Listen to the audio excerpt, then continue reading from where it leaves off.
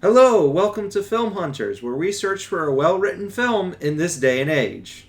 I'm Aaliyah. And I'm Jonathan. And today we're going to be looking at Puss in Boots: The Last Wish. It just came out. Yeah, 100% just came out. Like, he went and watched it in theaters. Oh my goodness, I did, and then I watched it again for this review, because we weren't planning on covering it. But it was so good. He just kept talking about it. He played the music to it for me, and I was just like, yeah, I have to watch this movie. It was love at first hear. It kind of was. I still enjoy that music. Okay, well, what did you think of the movie? Overall, I actually really loved it. Like, the character arcs, how they were able to focus on so many characters, I felt like. Yeah, satisfying endings. They didn't have Infinity War / Endgame syndrome. Mm-mm. Where, like, I don't, like, there's just... Random. Because I've never seen The Descendants. It's that, you know The Descendants is? It's Look the one... into my eyes and say with a straight face that I have seen No, but have you heard of it? I haven't seen it either. Look into my eyes and say that I've heard of The Descendants. My point I don't even know. What is this? Okay, Please I'll tell explain you. them. The Descendants is a Disney movie. Wait. No, stop. I don't want to hear. Let me finish. There's a point to this. Yeah, but you had me at Disney movie. I know, and you shut off. Okay, so it's a Disney movie, and there's like the children of all the fairy tales. Wait. You just had me again at turning my brain off. There's the children of all the fairy tales, so there's like one girl, I think her... Oh, get it? That's why they're called Descendants, because they're the descendants of the Disney movies that you love. So there's... We are brilliant writers, the Wicked guys. Witch or whatever, her daughter, and then there's like the Bad Island and the Good Island. But my point is, it does not matter because I just watched Alex Myers about it, I think. And that man needs a raise. Amen. He watches so much junk. For like, our benefit. Right now, we are actively searching for good movies. He actively searches for bad movies. Yeah. I enjoy watching them because then I know, I don't have to watch Descendants because he just ranted on it and told all about it. And... Oh, we're not watching Descendants. Wait, does it count as young adult? Uh-oh.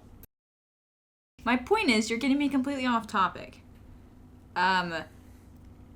In Descendants, when I watched the Alex Myers version, there were so many references to fairy tales. So many, it got overwhelming. They wanted to cram every single fairy tale in it. But I felt that with Puss in Boots, they focused on a select few fairy tales. And they didn't try to cram every single fairy tale in. They had a lot. They had the gingerbread man in there. They did, was in there randomly. Pinocchio was in there randomly. But it wasn't like in The Descendants, it was crammed in there and it was supposed to be... Like, it didn't feel crammed in there. It didn't feel... I don't know how to explain it. It didn't feel like it was overrun with all... And the point of the movie was to make references to the fairy tales. Guys, you remember this movie that you liked when you were a child? Please like this movie. Yeah, that's what Descendants, the vibes I got from Descendants. But that's not what I get from Puss in Boots. So I just enjoyed that part about it, was my whole point. That and the cameo of Pinocchio was hilarious. I enjoyed that. I'm a real boy, after all, but I'm already a real boy. Why doesn't no one like me? I did think that was kind of great. I always thought it was hilarious how Shrek had Geppetto is like trying to like use Pinocchio for money. Oh, did it? Yeah. In the first one, he like tries to sell Pinocchio. That's horrible. And then Pinocchio's like, "No, I'm a real mythical being. I'm a real fairy tale creature." And his nose is growing as he's talking about how much he's a fairy tale creature. I don't know what to say to that. Shrek coming this summer. Oh dear, that's true. Will be. No, summer, September. September is summer. No, it ain't. Yes, it is. No, June isn't summer. Yeah, it is. June 21st to September 21st is summer. Well, it is. Whatever. Whatever. But, so, did I say my overall? Overall, I loved it. Yeah. I would go watch it again in theaters in a heartbeat, except I have no time. Or money. I also have no money. And... Well, speaking of people who have no money, please donate to our Patreon. So that we can have money to bring you guys good films, unlike Alex Myers, who bring you guys Bad films. Yes, don't watch No, I'm not watch just on us. Alex. Well, you should watch Alex. Watch us instead of Alex Myers because we bring you good films. Please Actually, ignore do the we fact bring good that- films? Superman? No, Okay, we don't. just try to We find try. good films for you, and the Try. pain No, we go go watch through. my album. Yeah, he's really. If you're watching, please call us up about a collab. Yeah, we'll totally collab. We'll find a bad movie. Trust me. I mean, Superman. You can do young adult stuff. Okay, well, I want to start with, I think in Spider-Man I already discussed how much I enjoyed the narrator, so I don't want to, repeat itself, my opinion on it, so I will ask your opinion. What was your opinion on the opening narration? In Puss in Boots. Yeah. I thought that it really set up the whole plot of the movie. I thought it was cool because it also is Puss in Boots saying it. So we also kind of essentially got his motivations without getting told it quite yet. We knew what his motivations were going to be. I wouldn't actually say that that's his motivation. What, to get the... Well, yeah, but that's not his motivation. His motivation is to keep running around, partying, and having adventures. And But the immediate motivation, you can have more than one motivation. That was just a motivation to get to his other motivation. Okay, so... But the immediate plot and the immediate motivation for that movie was to get his wish and stay away from death. Yeah, So I'm actually... Motivation. Last time I, glowed about this narration, but I'm now going to blast it. They should have cut out the Starlight Starbright part, and they should have cut out this story is a fairy tale. I'll be honest, in the theaters, I kind of rolled my eyes when I saw that. I'm like, oh my goodness, this is going to be full of the most nonsensical nonsense. And they're going to be like, but it's a fairy tale, guys. We can do anything. I think I just... Yeah, that was your elbow. Ow. I'm sorry. That looked painful. Ow. Quit swinging your arms around. It won't be a problem. Okay, I'll have to stop. I can't even... anyway, but yeah, I think the Once Upon a Time was fine, because, it's kind of how it's... Yeah, but I think I agree with you in that once you start with, Once Upon a Time, everyone's like, okay, it's a fairy tale. But then you go again and you say, this is a fairy tale. No... We got that already. We get the concept. We already figured that out. I mean, Puss in Boots. Is he an original He's a fairy tale? No, he's... You haven't read the Puss in Boots fairy tale? Is he Grimm's? I don't remember, but basically, the general story standing on one foot is there are three brothers, and they divide their father's property, a mill, a mule, and a cat. The youngest get the cat, and he's like, oh my goodness, I'm going to have to eat the cat and then die. And the cat's like, no, you don't. Give me some boots and a hat, and I'll help you out.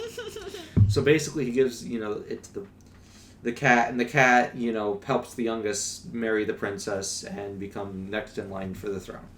As you do in these kinds of fairy tales. Always. And it's always the youngest, by the way. What? Yeah. I feel bad for the eldest, man. I know, he literally gets nothing every single time. Every time, man. Well, at least they get their mill and their donkey. It is a Grimm fairy tale. See, I'm only halfway through my Grimm fairy tale book. Okay, so you need to search for it? I'm going to look for it actually and read it when I get back. Good. Because I can understand where you're coming from with the introduction. Because... Still way better than Spider-Man's. Oh, yeah, way better than Spider-Man's. No Grimm promise. They actually paid off with their whole Grimm promise of how the Dark Woods... Oh, my goodness. I loved how they incorporated the rules of the Dark Woods. I enjoyed that. Into the fight scenes, but that is getting ahead of itself. Truly enjoyed that. Anyway, and then I just gotta say, the intro scene... For breaking normally... I would say, please introduce all your characters within the first 5 or 10 minutes. Yeah. And this broke that rule. Yes. Very heavily. Yeah. But, oh my goodness, it set the mood and then ripped you around tonally. Yeah. Because, it starts. So, it starts with him sitting there and he comes out and he's like, welcome to my fiesta. And then, everyone's like, yeah, Puss in Boots. And goes up, people don't know. It's Delmon or whatever. People don't want. And then he, gives away the governor's money. Yeah, he's giving away. They're in the governor's house, by the way. They're in the governor's house. And then he's asked for music and he's going around dancing. Oh, I couldn't possibly. Yeah. And then it's very much lays out his character right there. He's a fearless hero. Fearless. Famous fearless hero. I love that music. It's actually very surprising how many payoffs they had in that song. I know, because they never get touched by... The line, never get touched. What else? And which is a art that Hollywood has apparently forgotten. And it was a very subtle payoff. It wasn't even like, oh, you got touched by a knife. No, I didn't notice it until I was thinking about it later, and I was listening to the song. I'm like, wait a second. He got touched by he got touched by a blade then. I like that when you look back on it and you're like, you realize. Yeah, because like a lot of people, he would have been like, guys, I've never been touched by a blade. They're like, oh, really? That's cool. You've never been touched? Yeah, I've never been touched. And then when he gets hit by death, they'd be like, he'd be like, haha, you got touched by a blade. I thought that Puss in Boots never gets touched by a blade. And yeah. No, they left it nice and subtle, which is subtlety is an art Hollywood has forgotten. Yeah. I thought DreamWorks had after Boss Baby. Who was this? Was this DreamWorks? Yeah. Oh, really? Yeah, this was DreamWorks? Yeah. I'm actually astounded. This is my astounded face. Yes. They can't see your face. So I was telling them. Okay. I had to let them know it was my astounded face. Anyway, so that entire opening scene, and then the governor comes back, and he's like, my clothes, my wig, my portrait. And they do pay off the wig thing later. At the very end. Oh, yeah. Well, I wouldn't call that a payoff, kind of like a joke. It was a pretty funny joke. It was kind of. I enjoyed it. It was kind of like bookends, to be honest. Yeah, it kind of was. Like, to an extent, you know what I think? To an extent, it's as if his true motivation, to kind of like has been to mess with that governor. No. His true motivation is to kind of like have fun in life and to still mess with people, but then he just gained friends along the way. Like at the very end. I mean, I'm going to push back on that, but I'm going to do it later when we get to that part of the plot, because I think it would be better. Then, okay, so then he begins fighting with a classic Zorro. He's like, this is a party, do the music. And I love that this music, it's like all in universe. I know, this whole time the music is in universe. Sometimes it'll go out, It's so good. There's a musical term for that, but I cannot remember. Yeah, and then they have another thing. I think this was more on the nose. When, he got on the ice statue and went sliding at the governor, and then it chopped his head off, and he pops up, ha, Puss in Boots have never been touched by a blade, but you, on the other hand, and then, it does all the cuts. Oh, yeah. I don't know if I would have kept that part of dialogue. I think it's a bit more on the nose. That's true. But it's very much on point for, the tropes, and I can see why they'd want to do the trope. The sword fighter doing the cuts, and then it appears later. Yeah. And it's a good spot to put it, but I don't know. I might have done it differently there. Yeah, I can think of a couple ways that you could have changed the dialogue. Like what? How would you have changed it? Well, I forgot them all that you asked me. Of course. No, it was just one sentence that Puss says, and then it just kind of leads from there. Yeah, and I'll give them this, the whole scene is really high octane, so you don't really notice it as much. You're on the move the whole scene. Yeah. Yeah. I think if he just said something like, you think you can touch me? Or something like that. You can touch me, or I don't know. I would have had to sit and think about that dialogue. I can tell why they went with the dialogue choice. It's not like it came out of nowhere. Unlike... It kind of reminds me, not gonna lie, of the Scarlet Pimpernel, where he's just playing with... Yeah, just enjoying himself. Yeah. I don't know. That kind of reminds me. I swear, we need more of those types of movies, Yes. That's kind of, the sword movies set in that time. And Where sword is everything. Even though there's guns. Yeah. In the first movie, Jack and Jill, I think they had guns, but no one shows up with guns in this. Well, maybe they're just kind of trying to keep it a little simple. No, I understand. I mean they had all of Jack Horner's crazy stuff. So... Phoenix. Yeah. Oh my goodness, they paid off the Phoenix. Him... Did you notice that? What? They paid off the Phoenix. Him being an absolute jerk to the Phoenix. Oh, what happened? I don't remember. Because the Phoenix burnt the map. Oh, yeah, that's true. It's crazy, the payoffs in it. Yeah. Okay, so then he fires off some fireworks and he's riding it and he wakes up a giant. Yeah, I love that because Claus. He comes over and the giant rips apart the governor's mansion and he's putting everyone in the thing and then he picks up the kid and He's like, I'm flying. No, you are not flying. I will save you. Yeah, I did enjoy that. He's like, no. He's like, help me, Pussy. He's like, if it's convenient. It was really funny how he was going to save this young child, and he's like, I will help you if it is convenient. It definitely sets up, gives more of an anti-hero tone than, like, a true hero, I believe. He's kind of he's he's Zorro. Yeah, he is more Zorro. I mean, yeah, he even does the pee. Yeah, he does, and, like, yeah. I thought that was funny. Yeah, I mean, as huge fans of Zorro. Yeah, I love Zorro. I will always take more Zorro. In fact, always. Please, can we have more Zorro, Hollywood? I will go and see them all. I will see them twice if we will get more Zorro.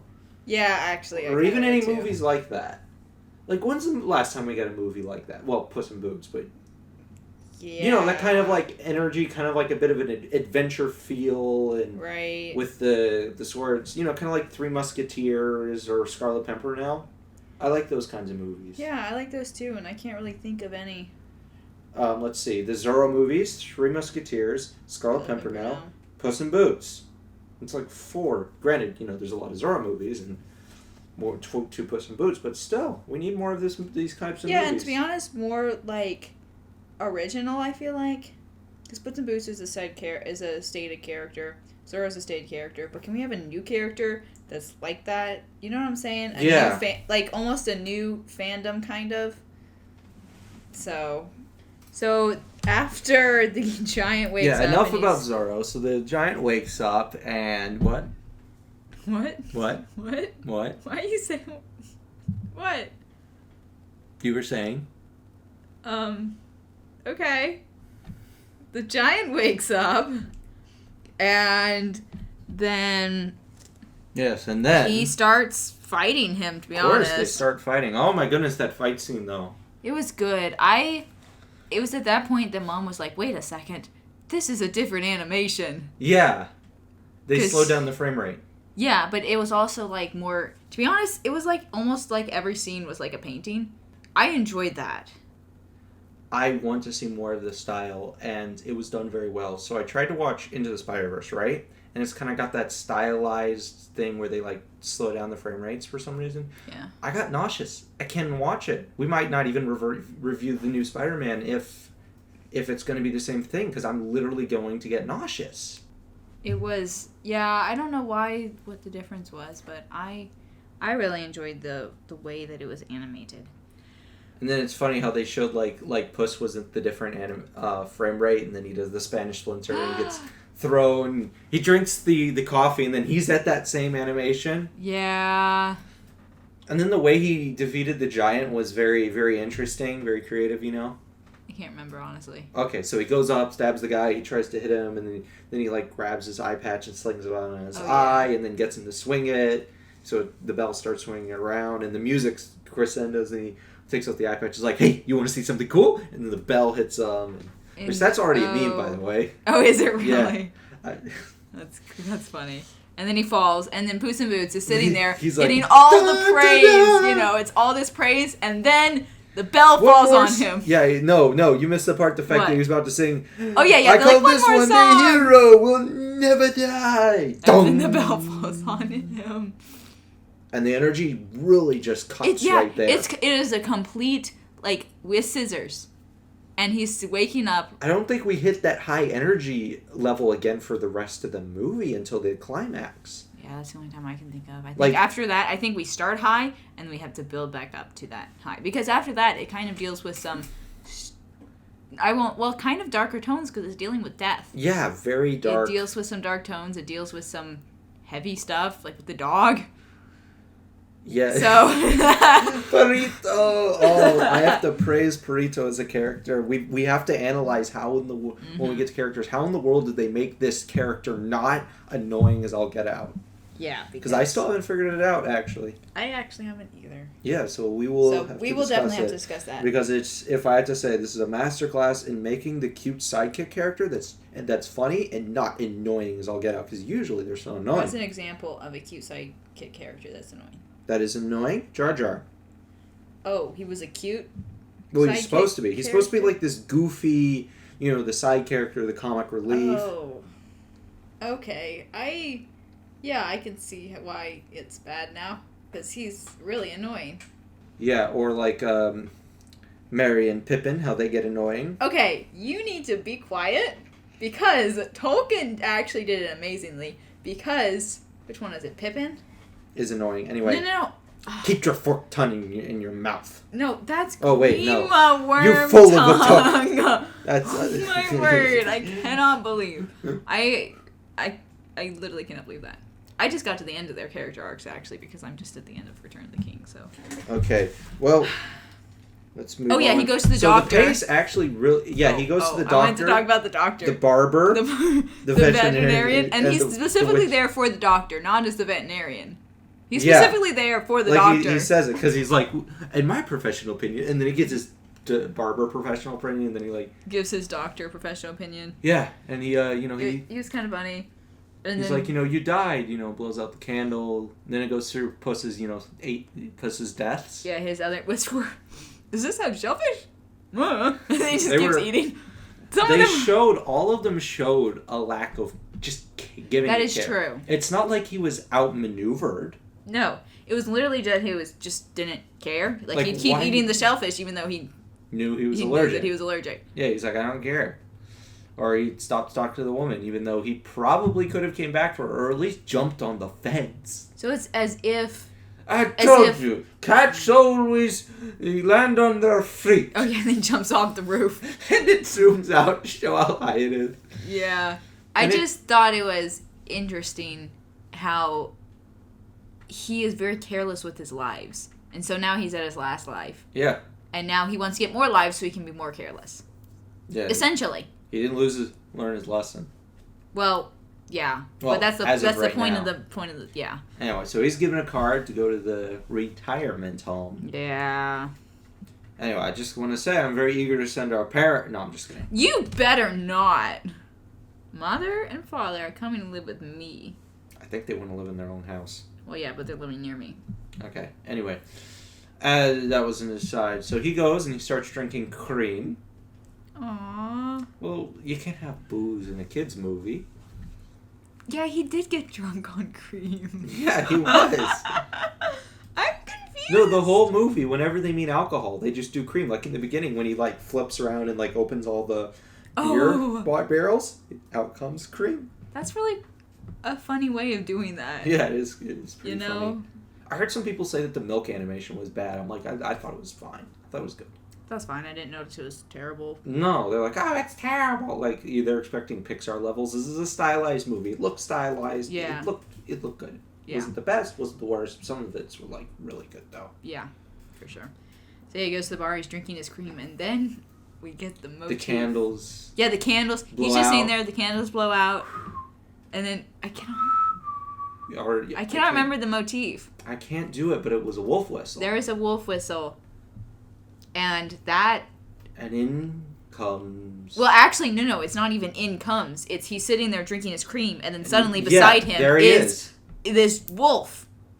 And, well, this, I think everyone can tell, this is a spoilers review. Yeah, sorry. It's actually death. They actually try and make you think it's a bounty hunter. Actually, they do, which I didn't actually really thought worked very well. Okay, to be honest. You've had me telling you it was death. That's true. I never ever thought it was a bounty hunter. I always thought it was death. I didn't really think it was death. I thought it was kind of weird that it was like a bounty hunter and he's like a fan or something. I actually did think it was a bounty hunter. Oh, did you? Yeah. See, I don't know. You just told me. But I wasn't thinking. Yeah. Well, I mean, you don't really. Yeah, you just kind of watch the movie. Here's the thing, though. It's not like they're trying to mislead you. It's Puss thinks he's a bounty hunter. Yeah, and so it's just what Puss thinks. And you think what Puss thinks. No, okay, so my point is, I'll agree with you that it wasn't done very well, and it was a little bit pointless. Yeah.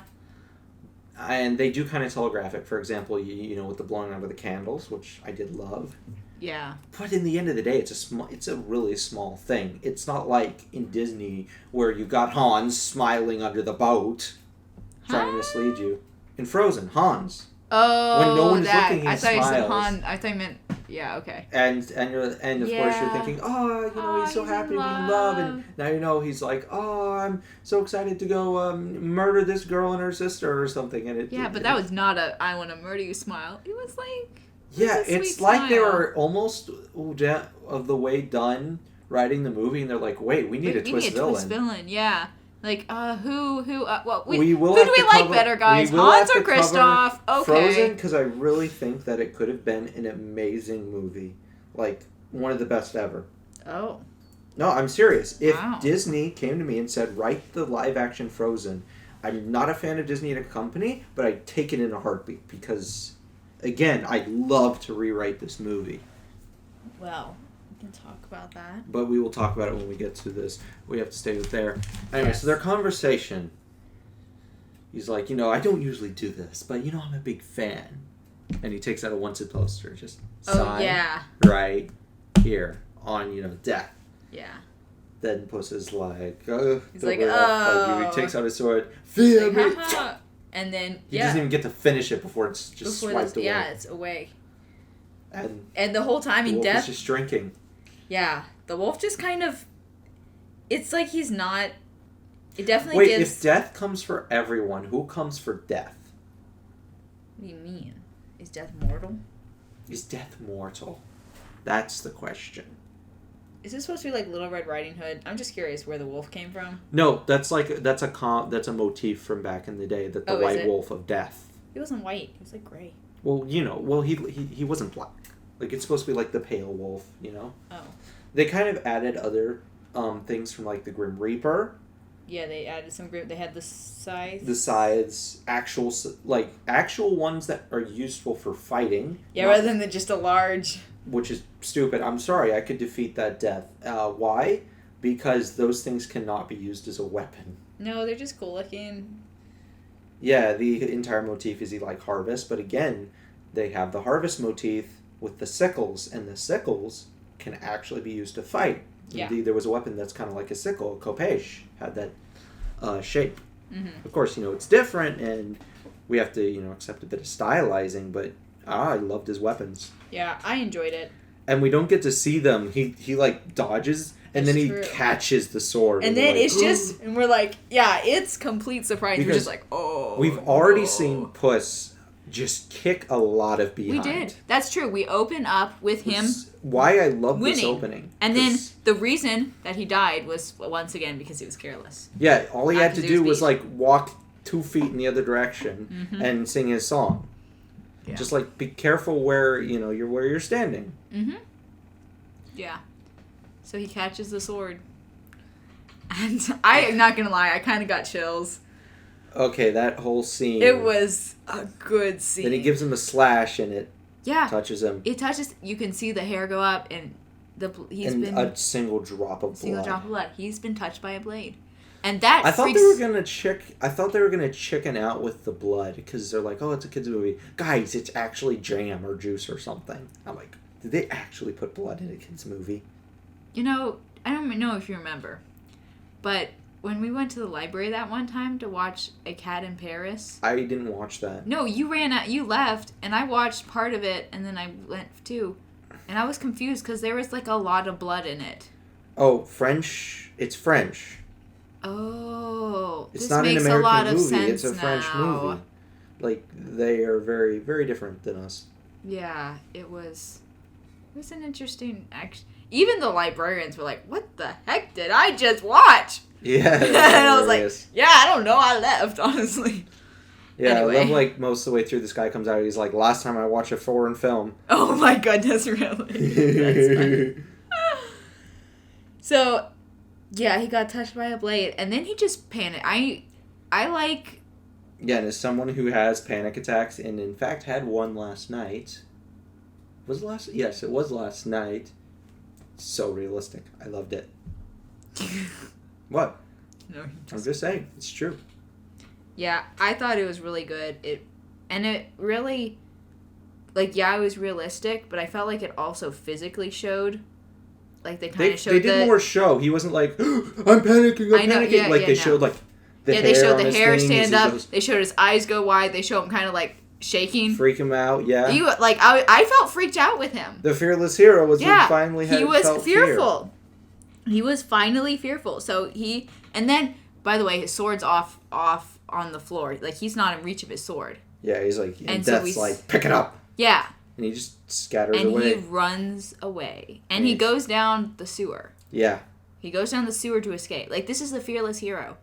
And he escapes down a sewer to escape death. And then he goes to that retirement home. And then he's like, well... I love that old one. Okay, I just have to say what my wife said. My wife, when she saw the woman, she's like, oh no, she's going to be evil. You know, I don't want this old cat lady to be evil. And then she saw she was black, and she's like, oh, they're not going to make a black woman evil. She can tell. That's called reading the meta. Exactly. No, but I thought she was hilarious. I thought she was. Hey, Inspector, there's no cats here. Oh, wait, we got to do the scene where he buries Puss in Boots. Yes. Because I actually really liked that scene. I did too. So he goes away to the retirement home, and he's at a garden. He digs a hole, and he lays his cloak, his belt, his boots, his hat, and he doesn't have a sword, all into the grave. And then, does he say something before he buries it? I thought he did something before he buried it.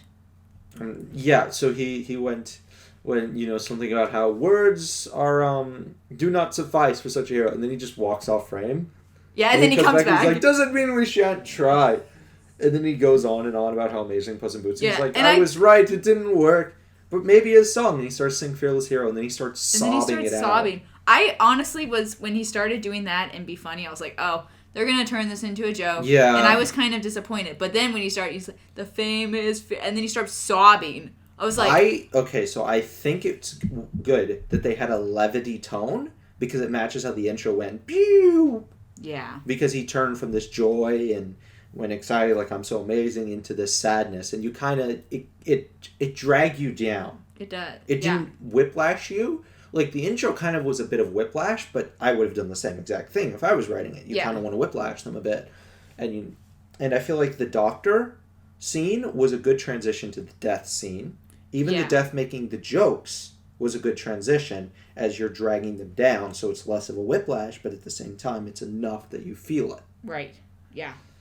Yes. And then with him, you know, with the sobbing, I love that scene. It was really sad. Like, it made me really feel for him. And then, you know what he does is when he buries his clothes, he acts like a cat. He buries it like when cats are in litter boxes, which Mom pointed out. Actually, neither of us saw that. That was all Mom. Yeah. we watched it with the family at the theaters, of course. We do not condone piracy in this podcast. Oh no, never. Anyway, continuing on. So then he goes in the cat, and then there's the help Inspector, there are no cats here, and then all the little paws. Yeah, there's all these little paws. Inspector, there ain't no cats here. All these little paws. He's like, he goes, and then he's like, meow. No, that comes later because she bathes him and first, and you know puts the boots. And he's like meow, and everyone's like, he's like sorry, it's my second language. Yeah. Which does actually match his. It matches his origin story because he was raised in an orphanage of humans. Oh, was he? Yeah, he wasn't raised by cats. Oh, so it's his second language. That's really. It actually is his second language if you take the first one. That's really funny. Aw. We'll have to watch the first movie when we get to it and we're going through the Shrek films. Yeah. Because we watched that a while ago. We watched it in theaters when we were That was like one of the children. one of the only... We watched the Puss in Boots and we watched the Pooh Bear movie. We've watched... Let's see, if I want to track the number of movies that we've watched in theaters as children, it was like 5. 5? We did watch The Princess and the Frog. The Frog Princess. Okay, I wouldn't count that because that was a free thing. It was free? Yeah. I had no idea. We also watched Rapunzel that way, too. We did? Yes. I don't remember. And we also watched a 3D movie about these flies that went to the moon. That was... Oh, yeah, fly I remember, like, the moon. The juice is floating. Dad's like, catch it. Shit. Anyway. But that's an aside that no one cares about. Let's get back to the writing. I found it funny. Of course, they had to, like, wallow in urine and poop for a little bit. But I do feel like, actually... it had a plot-relevant purpose in that it was dragging down his dignity. It was dragging down his dignity. It was showing that he was becoming like a normal cat. I mean, even when the beard grew. Okay, when he's like cooking the pancakes and the woman... and the woman sprays him with a spray bottle because he's like, hilarious. I don't want to eat this food. And she's like, no, bad. What was it? Bad Pickles. His name was Pickles. Which actually they paid off. They randomly did that. I thought that was cute. She named him Pickles. She gave him little booties. When did they pay it off? Because there was something with, we're in a pickle. And then he's like, who told you that? And she's like, what? He's like, oh, never mind. Oh. I think it was kind of like a mini payoff for a joke. Yeah. I wouldn't call it like a major payoff. Well, no, it wasn't a major payoff, but I was just kind of. I think the Catito blade was the best payoff. That was really good payoff, not gonna lie. But we got to get to it because the way it did the good. trope of the power of friendship, because it actually did wallow in that trope, is actually good. Because in all these animes, it goes, guys, we have the power of friendship. And the villain's like, no! Better. Yeah, that's about it. So, yeah. And then, so it's just going... And then Goldilocks and the Three Bears shows up. They track Puss. And I found it very interesting how they acted like the bears couldn't speak. They did, and I was confused, and then they switched it. Yeah, because I quoted the bears, right? That's why you're confused? No. Why were you confused? No, because I think you may have. I don't remember, but we are immediately, when we were introduced, the bears can't speak, Goldilocks can. So I was like, what? Why can't the bears speak? Everyone else can speak. So I was really confused. See. Okay. I wasn't actually a huge fan of that, honestly. Oh, I think what they were doing was for the comedic punch and also to make them seem more serious. She's just with bears, and you expect them to act like bears, and be bearish. And the whole time they're acting very bearish. It's not like they're acting like people that can't talk. They're acting like bears. Right.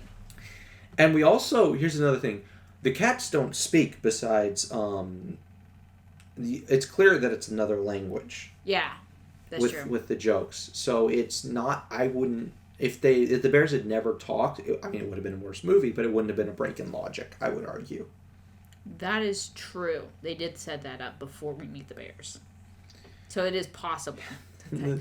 And then Goldilocks will make him talk, and then he's like, "Would you please kindly let us know?" And I just burst out laughing. And she's like, "Too soft." And then she's like, "Mom, do it." And she's like, "Roar!" And he's like, and the woman fades. She's like, "Too hard." We need to be just right. That's the whole theme of her character, though. Yeah, trying to be just right. We are going to talk about that when we get to her character. Oh, we forgot to meet Pareto, though. Oh yeah, Perito, my boy. So they're sitting there. He's eating the cats, and they're all eating. And Perito's wagging. He's wagging his tail, and it's hitting Puss, and he's like, "Can you please not?" He's like, "Oh yeah, sure." And he's like, "Wait, you can talk, He's like, "I'm a talking cat too." He has a cat hat on. It's adorable. He's a dog, by the way. He's a dog. And he's a dog. He's trying to be a cat, so he can eat and. Yeah, so he can just. It was just hilarious. He's like, "No hablo inglés." Oh, probably. He starts speaking Spanish. Spanish. And I don't speak Spanish either. And French. Oh, it was so funny. No, there was no French in there. There was French. I'm willing to bet. I remember there being French. All the money in the Patreon, please add to it, that there was no French.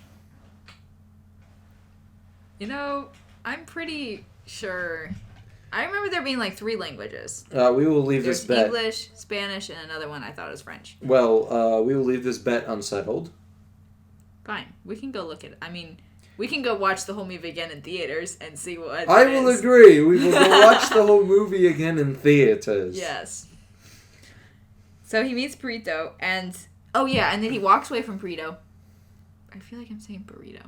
No, it's Okay, I the whole time thought it was burrito. It wasn't until we were walking out of the theater, I'm like... And I say to my wife, why did they name him Burrito? And she's like, it's Perito. It means little dog in Spanish. I'm like, oh. I didn't actually get the fact that it meant little dog. Oh, until you told me. Yeah, that's because we don't speak Spanish. Also true. And it just was. They didn't make a big deal about it, which is fine. Yeah, it wasn't. Anyway, so back to the bears. Oh, no, wait, we're not done yet. Because we get the whole sweater. No, the sweater joke comes in the Black Forest. No, there was the belly. Oh, the belly rub. Okay, so he's like, oh, you're feeling bad? Rub my belly. And it's jiggling and looks silly. It has scars on it. Yeah. Which was I felt like a subtle reference to. It was to the fact, he's had a hard upbringing. And yeah. He's I want to be a therapy dog, He's rub my belly. And he keeps insisting. And Puss is like, no, I don't want to rub your belly. No, I don't want to. I don't know. From the introduction, I was like, oh my goodness, character's gonna be so annoying. Yeah, right? I actually was kind of annoyed with the whole belly rub thing, but they never bring it back. Which is good. I was glad that they never brought it back. They did set up... They needed it, though, to set up he was a therapy dog. They did need that. That's true. But, and then, I'm sorry, that thing with the bears. They stuck her in the piano. They did, and they were playing, and she's like, my cat's playing better than you! Like, he started to play it like you'd think a bear, like, dong dong, and then he starts playing... He starts playing she's like bouncing back and forth. And he's like, my cat's play better than you! He just shuts it, and then the mom's like, ooh, I would have tried on that hat, and baby's like, is this him? No, that's a dog pretending to be a cat. Is this him? And he goes and looks at Puss, and they've got Puss, and he's got, the wanted poster. He's like, does this look like a hero to you? Oh, and I felt like that was kind of a hard punch to Puss. Yeah. Because it is now basically the accumulation of everything that's happened. He's not a hero anymore. He doesn't look like a hero. He's lost all his dignity. Doesn't feel hangs like a out. hero. Yeah, he doesn't feel like a hero. He hangs out with a dog that's pretending to be a cat. And he has to go to the litter box. Yeah. Like, there's another scene where he's sitting in the litter box, and then Purito just shows up. That was... Everything with the litter box was always very awkward. Like, there were so many awkward tones. Well, dude, it's DreamWorks. They can't wallow in poop. That was... Even Prince of Egypt had a poop joke. I think camel dung. I think they make a joke about camel dung. The camel ate his hair, and it still to this day hurts me. Yeah, I don't know why the camel would do that. Because the camel was hungry. Okay, when I'm hungry, I don't eat hair. You're not a camel. He thought it was grass. I have never mistook hair for grass. Also, the fact that Moses did not die. He should have died right then and there. Yeah, he's dead. Anyway, this is They not... also missed the part in the Midrash where Moses goes and rules Cush until they kick him out. Lols. He's like, get out of here, Moshe. What you doing? No, because he refused to start worshiping their gods. And they didn't like the fact that they had a king that wasn't worshiping their gods. So they kicked him out. Lols. Anyway, so that's where the Cushite woman that Miriam was talking about. So, then we have... Anyway, but that, I'm just sad Prince of Egypt missed that. Let's see, goes to the cat. Yes. So then Baby Bear gets thrown out, and then he finds Puss. It's not random, actually. Because they set up the fact that, I think it was Goldilocks, wasn't it? So I think they set up the fact that Goldilocks and Baby, they fight a lot. And so they were fighting... Like any siblings. Yeah, except... Yeah, actually, we did fight like that, too. So. I never threw you out of any windows. No, but you know, again, you sword weren't fighting a bear. And... You remember that time? No. Anyway, moving it was on. so funny. And moving Mom on, was in moving my on. favor. Anyway, so... Oh, yeah, so Baby Bear, they're fighting. Baby Bear gets thrown out and sees the grave. He's like, darn. Well, because he's dead. He's dead. And so they just kind of, leave. But, oh, no, because Puss is hanging behind the tree and he hears them. And they're talking about going to Jack Horner's because they're like, we wanted to hire him to get into Jack Horner's to steal a map to a wishing star. And he's like, oh, the wishing star. And then we think back to the opening. It can have any wish. So he's like, oh, I could wish to have my 9 lives back. Why didn't he wish for 1,000? Why didn't he wish to wish for 1,000? No, why didn't he just say I'd like 1,000 lives instead of 9? Maybe. Or 1,000,000. If you had 1,000,000 lives, you could be really careless. Yeah, well, maybe. I'm tired and I can't go to sleep. Oh, my word. They make that joke in South Park because the character Kenny, it's revealed that in one of the episodes that whenever he dies, his mother gives birth to him and then he grows up instantly to his age. That's connected to Cthulhu, by the way. Like, it's supposed to be kind of freaky and stuff. Anyway, so one time he's like, bye guys, I'm going home, and then shoots himself. I'm sorry. I don't know what to say to that now. Well, we have to review the South Park movie. Oh no. There is 199 F-bombs in that. I thought it was 399. Oh, it might be. It's whatever it is, it's 99 something so that they don't get the MA rating. I just know hard no. Hey, they have another episode where they have a metric ton of curses and they count the number of curses as a joke. and it's got like 100 or something, and they purposely put as many as they could in, and there's like a ticker on the screen that goes up. Okay. Anyway, continuing on. So then the bears leave. Puss in Boots is like, or sorry, Puss in not Boots, Puss in Beard is Puss like. in Beard. He's like, well, you know, maybe I'm gonna go get this map, and so then Burrito's there, and he's like, dig up the grave. Are you sure Puss would be okay with that? He's like, yes, I'm sure he would be. Yeah. I love the Use voice the acting Batman for voice. Puss. And so he digs up the grave, and then he puts it on. How is the feather still good? How is there only a little bit of dirt on it? How is it not wet and moldy? How is it not decayed? Because there's a lot of time that passed. This fairy is a tale. fairy There we tale. go. This is a All fairy right. tale. That's why the feather is fine. Anyway, So he puts it on. I gotta say that is. I will just say that is an actual gap in writing.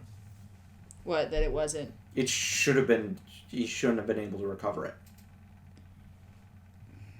Yes. There's no logical way beyond the There writer is no said logical so. way, but also I think if there was, I think it was representative, and if they had done it a different way, it would have bogged it down.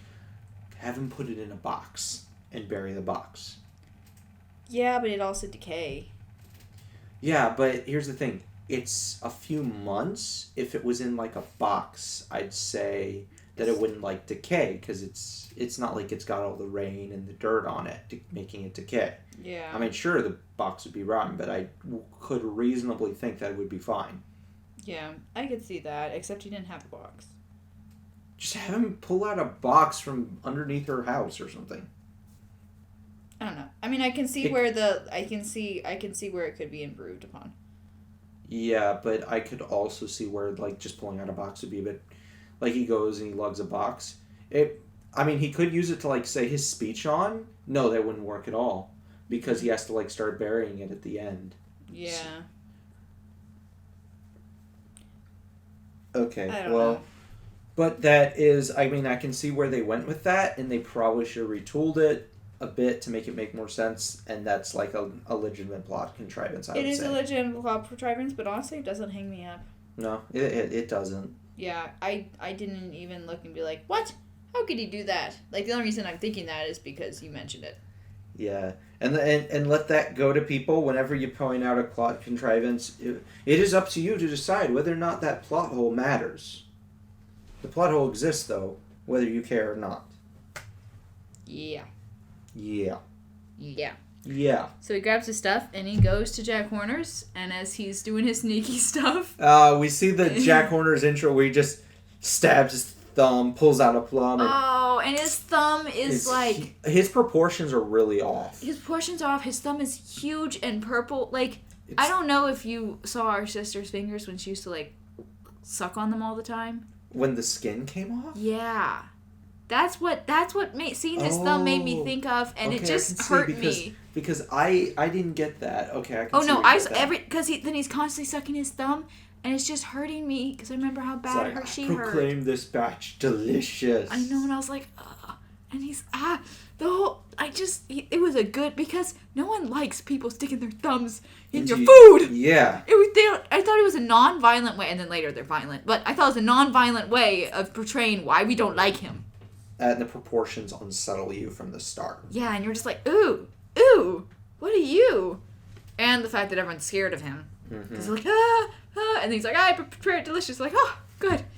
So they were nervous about that. So they bring him into, like, they bring the Snake Sisters. That was their name? I don't know. They were there for like 2 seconds and they left. Which, I mean, to be fair, they didn't make us be like, oh, she died. They played it off as a joke. Yeah, they did. Which, I'll be fair, I don't care about these two sisters or whatever. No. And they don't sit there, because some movies will sit there and pretend I care when I don't. That's true. They did not make us want to care. They didn't be like, oh no, my sister. And I'm like, I barely know these people. Yeah, like, it was just played off as a joke which, when they to died. be fair, I thought it was hilarious. Mm-hmm. Anyway, so they bring in the chest, and Puss in Boots is there watching, and but before that, no, Burrito shows up, and he gives him a sword, and it was a stick. A stick. It's a stick. It's a stick. Burrito. And he shoves him into Yeah, he has to try to shove him because he's a little tips the sword in afterwards. Aww. It's just really cute. Okay, when did Jar Jar ever help Qui-Gon or Obi-Wan? Ooh. Because I think that might have been how they did it. Maybe so. I'm trying to think. Well, didn't he bring them to the Gungan city? I'm not gonna lie. It's Okay, been a while yeah. since. And so, did. And he's like, oh, it's a representative or whatever, and then he got them to get the ship. And then something about a life debt. I don't know. I don't know that either. We will have to think about this later. Yeah. Well, Perito didn't sound annoying. No, he was. Yeah. Just in general, the Gungan species are annoying. That's racist. That's really racist. I'm sorry, they're really annoying. Shut up! We're gonna get canceled on Twitter. I'm so sorry. Okay, wait. I'm editing this out, and oh no, it just got published. We are now live streaming to all of Twitter. All of Twitter. All of Twitter, and Elon Musk has just banned us. I guess he does like Gungans, so. Does he? I don't know. That's I just racist. feel like that's some kind of. He's African. You can't compare him to Gungans. No, I just feel like he'd like Gungans. You do know people actually were saying that the Gungans were racist? Why? Because it's a mock Jamaican accent. Really? As in they were like, oh yeah, yeah. They're like, oh, you're making fun of the Jamaican Yeah, I guess accent. I can see that. I don't know. I have a Bahamian friend makes fun of Jamaican accents. But maybe it's okay because she's Bahamian, so. Or maybe Bahamans and Jamaicans are racist towards each other. Maybe? I don't know. It's like walking really into a group of Balkan people. Everyone's racist towards everyone. And it is the Balkans. Just like, look, we're Western, let's just back out, not get involved. Don't even. Because if you start poking the Balkan nest, they will all stop being racist towards each other and start being racist against you, and no one wants that. No. I do miss Too Balkan for You on Reddit. What? They banned it for being basically is a bunch of people making fun of that whole over nationalistic stuff. Like they'd have like a video of this guy with like a bunch of Turkish flags everywhere, and he's like wearing a Turkish flag, and it's like least nationalist Turk. Oh wow! Or like a Romanian stealing stuff, and it's like most honest Romanian. Oh my word! Or that was a meme format that came out of that, but just like a bunch of things making fun of the whole nationalism and racism stuff. And then Reddit banned it because they didn't get the joke. Well, But my point is... Oh yeah, we weren't talking about... Jar Jar sounded annoying, Perito didn't. Yes, Perito, he sounded cute. He was really cute, honestly. And he kind of had this tragic backstory, and he was still... Why are you laughing? Backstory. But he still put a positive spin on it. Yeah, he was so positive. Like, he's so positive even through... And, like, Kitty Saw Paws is horrified. Dude, the universe didn't act like it was positive. He acted like it was positive. The universe reacted how we are reacting right now. We're like, listening to the world? But that's way ahead of himself. Yeah, I'm sorry. So he goes and he's sneaking in there. He's watching this. He's about to open it when the one's like, "Hey, Jack, can you do the thumb thing?" Yeah. Because okay, let's not gonna lie, the sisters were really annoying. I think they were supposed to be. I think because he didn't open the map, because she was annoying. He was focused on her, which let Puss not do this thing. So I see why, but also they were annoying. Yeah, but then we get to see one of the most, because the one that died was the annoying one, and the one that wasn't very annoying survived. You know what? I don't know, but Jack Horner kind of reminded me of Kingpin. I think they went for the same design. Okay. Because with the broad shoulders and kind of the small head. Yeah. But yeah, the annoying one. Also, can you do the thumb thing? No, they should have done that, because who remembers Jack Horner? Yeah, I did Jack Horner sat in his corner eating his Horner pie. And then he's like, little Jack Horner isn't so little now. Now he's big Jack Horner. And then it gives his backstory. Yeah, it does. It's that he was singing the nursery rhyme to advertise his parents' pies. And there's no one there. And then it goes over to Pinocchio. He's like, I'm a real boy after all. And everyone's gathered around him. And Jack Horner's like, but I'm already a boy. I thought that was so funny. He's just traumatized by Pinocchio. And that's why he's evil. And I was like, yeah, that... And that actually matches with his motivation in the story to get all the magic. Yeah, because... And which is an organic way for us to put a bunch of fairy tale It's true, an organic way, and I felt like they weren't trying too hard with him. It was not a super it's not a bad motivation. It's not like he went and he ate babies. Yeah. He was just a despicable person, and he did not care. Yeah, we see that later. Yeah, and it wasn't even like they tried to make him sympathetic, which is absolutely annoying. Why? Why are we making people sympathetic for no reason? Yeah. Don't you know that if you show any villain a movie of their crimes, they will turn good? Oh, please, no. That literally, I was dying. Because I did see that one episode. We're talking about the Loki TV show. And where he sees him dying, and he just starts crying. I'm like, Tom Hiddleston, do you really believe this is right? Do you truly? I don't know how much of that is. Because I know Tom Hiddleston really likes the character of Loki, but... How do you do in the performance? It was just cringe. It was good performance. Okay. But I was just wondering if you phoned it in because he was like, I don't care anymore. It was just... Poor him. It wasn't as good as like him in War Horse, but... They should have ended the season with him tricking the TVA, stealing all the Infinity Stones, and saying, sayonara, everyone. Please. Also, the idea of them having just a bunch of Infinity Stones. That are paperweights. Is the most power creep nonsense I've literally ever seen. Like, Magic the Gathering wishes it had power creep that bad. I do not get that reference. Okay, so basically Magic the Gathering, it's like a card game, right? And it has a problem. So basically power creeping games is where you start out at this power, as such and such a power level. And then, because they want you to buy new cards, they introduce cards that are slightly more powerful. Like, I'll give you an example. I used to play Dragon Ball. I tried to get back into it, but my deck had been power creeped, so it was just useless. I couldn't do anything. So in my deck, if you said so many cards to the warp, you get a card that's like really good as long as you send so many cards to the warp. And I'd have to go into like an explanation of the mechanics, but that's all you need to know. The guy whose deck I fought, his card was that good, just that good. And usually you need to do things like another version of that card has you have to lose so much life, or other ones that you have to have certain dudes on the ground. You actually have to work for make it great. Mm-hmm. His was just great.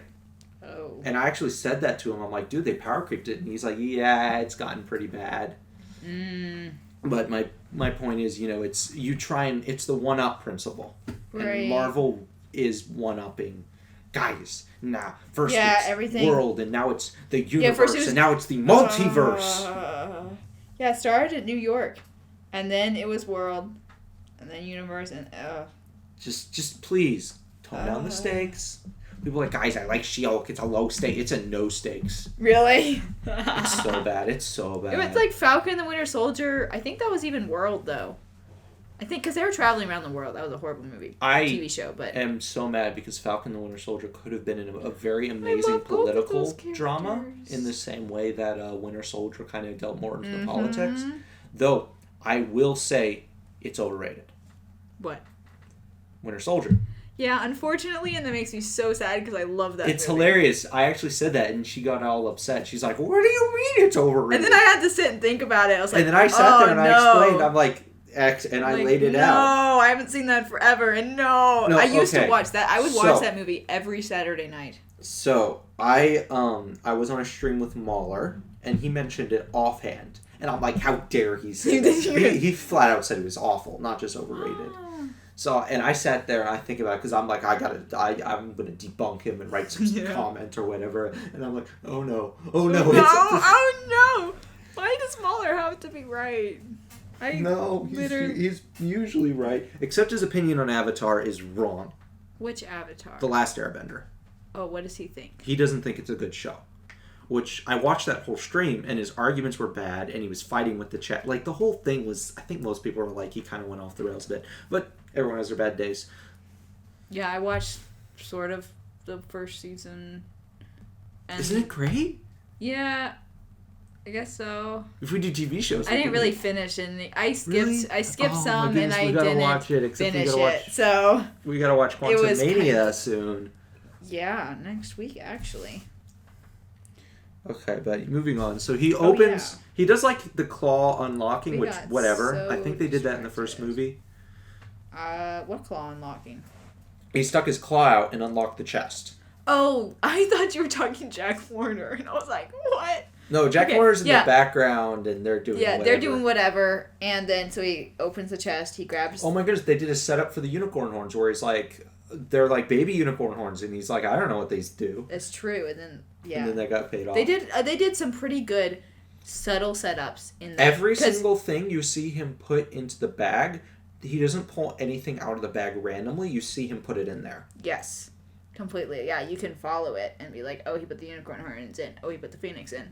Oh, I guess we saw Jiminy Cricket. And then we saw him like gently put in the eat me and the drink me things. Yeah, they were. He was.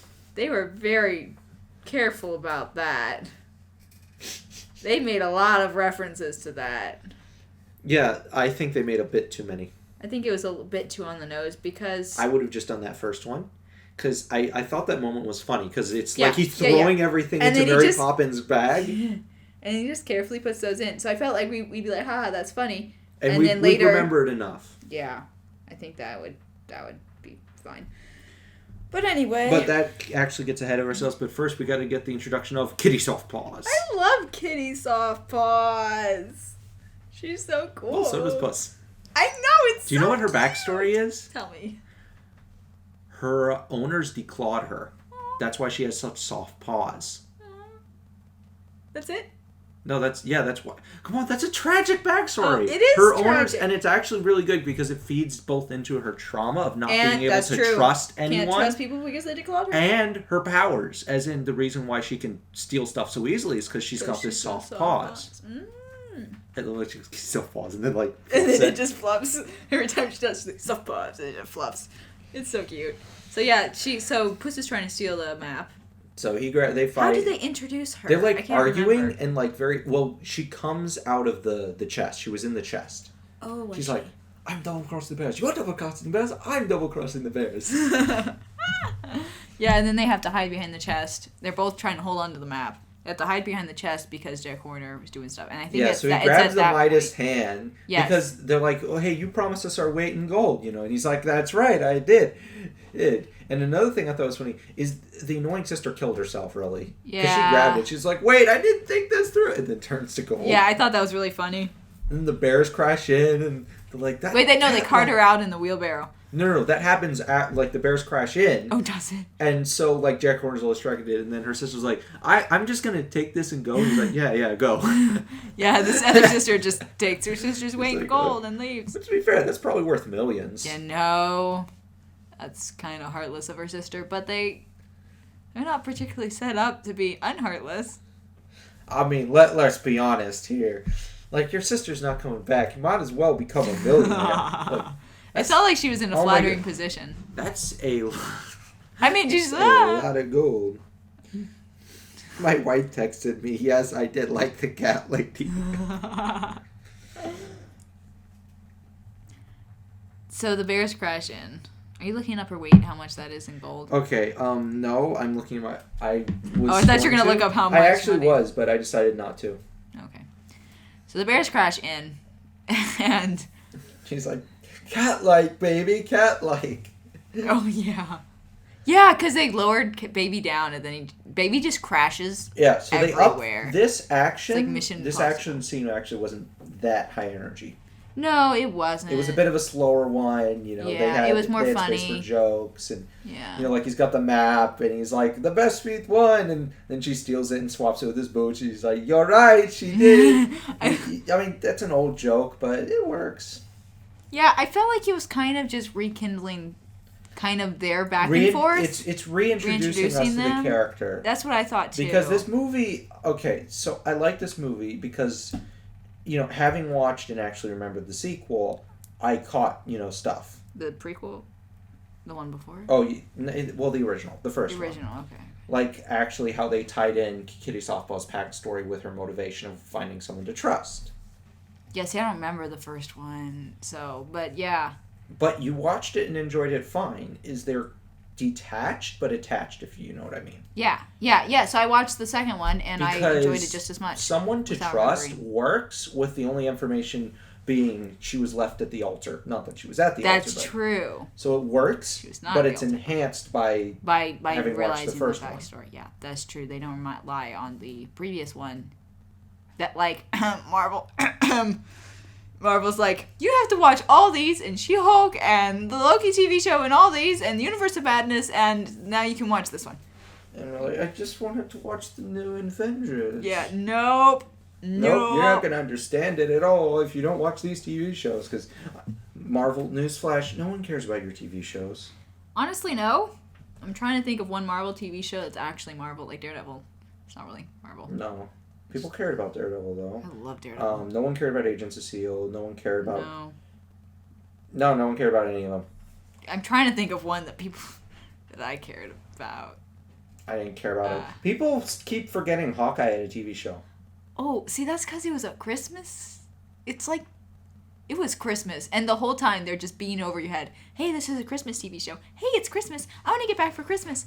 Dad and I watched it, and I was just like, the whole time I was like, oh. And Mom came up one time while we were watching it, and she's like, if you dislike it that much, stop watching. I'm like, but I gotta see how it ends. Hey, I ditched Moon Knight as soon as I saw the anti-Semitism, so...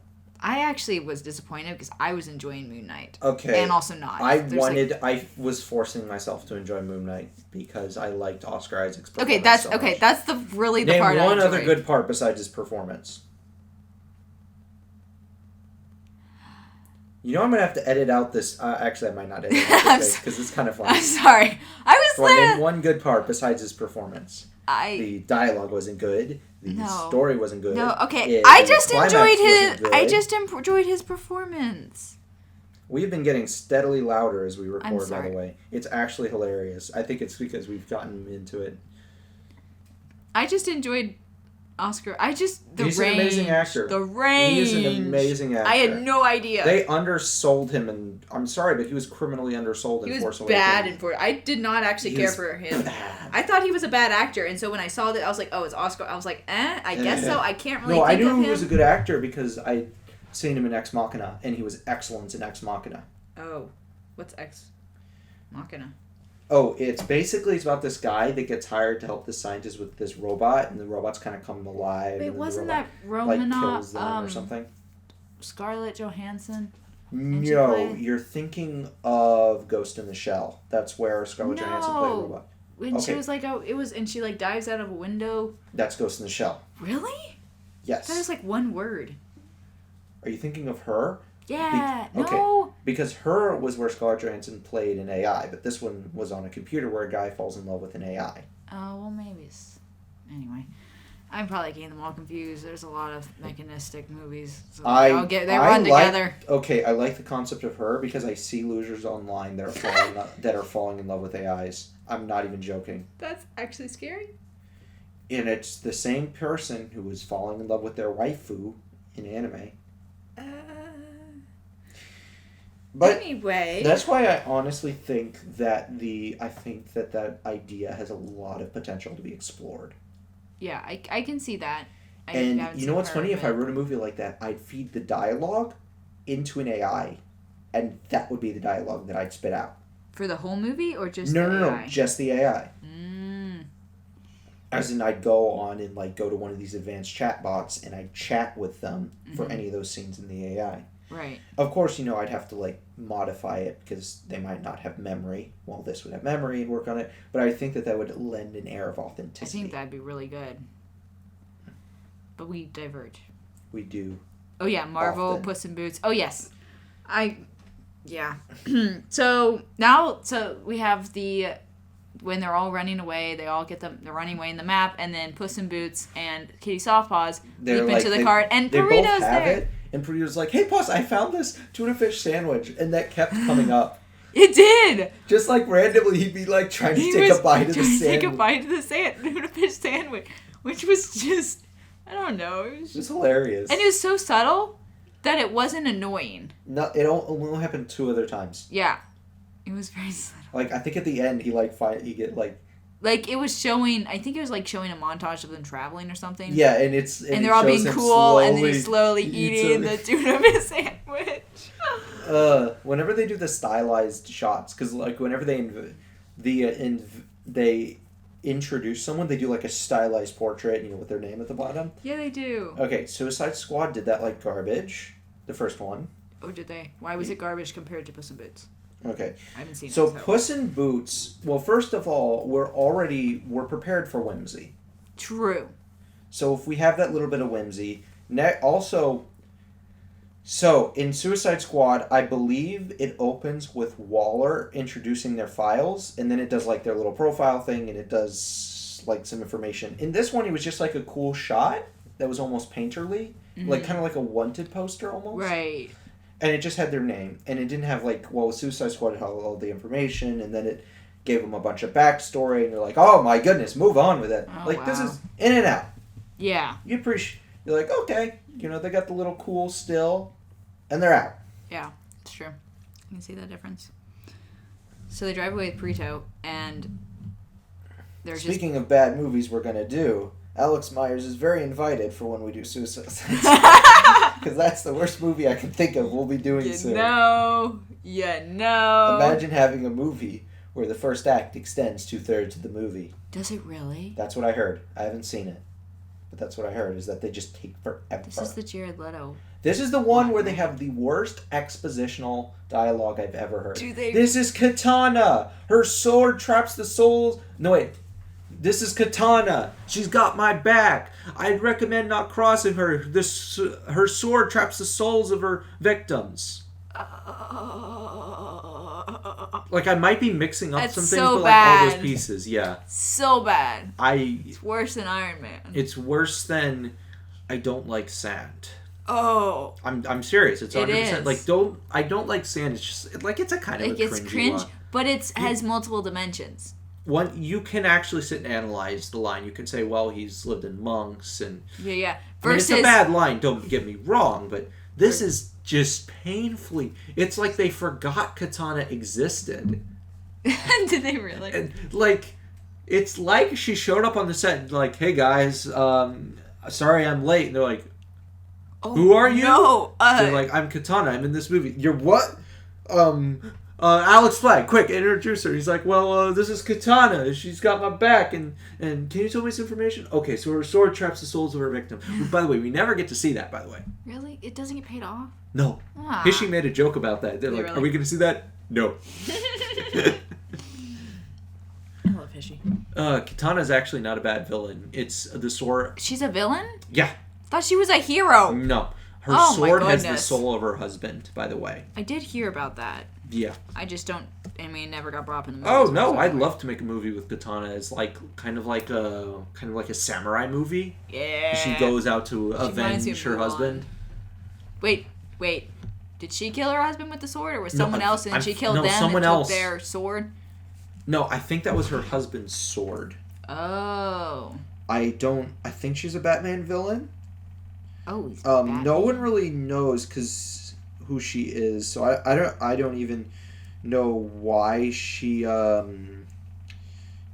Oh no, it's not even Katana, it's Katana. Oh, she is a heroine. I'm an idiot. She's a samurai warrior, skilled with a sword, fight for justice. Her tragic backstory is the death of her husband, Masio, whose soul becomes trapped in her blade, the Soul Taker. She's been in Justice League and Birds of Prey.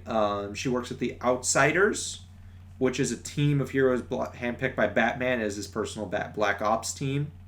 Really? Yeah. So she's... she can actually communicate. She can communicate with the spirits in it. So she can talk to her husband? Yeah. Well, then what's she so tragic about? Would you want your husband trapped in a sword? She was an Arrow. Was she really? Yeah. I stopped after third season. Okay. I don't know when she was an Arrow. Third season. Okay, so she was in Brave and the Bold. I never finished TV shows. That's a problem. Oh, she was in Batman the Animated Universe. I can only think of 2 TV shows that I finished. I can't remember. Oh, that's why I thought she was a villain. Because she was a villain in the DC Animated Universe. Oh, got you. She has a non-speaking appearance in Young Justice. Does she? Which one? Young Justice Outsiders, I think. Oh, see, they're named... I thought they were named Outsiders. And they're not really related to Batman. I don't know. I never finished it because I did not enjoy she was that. in the third season, apparently. Okay, she must have been in the second half because I stopped after the first half.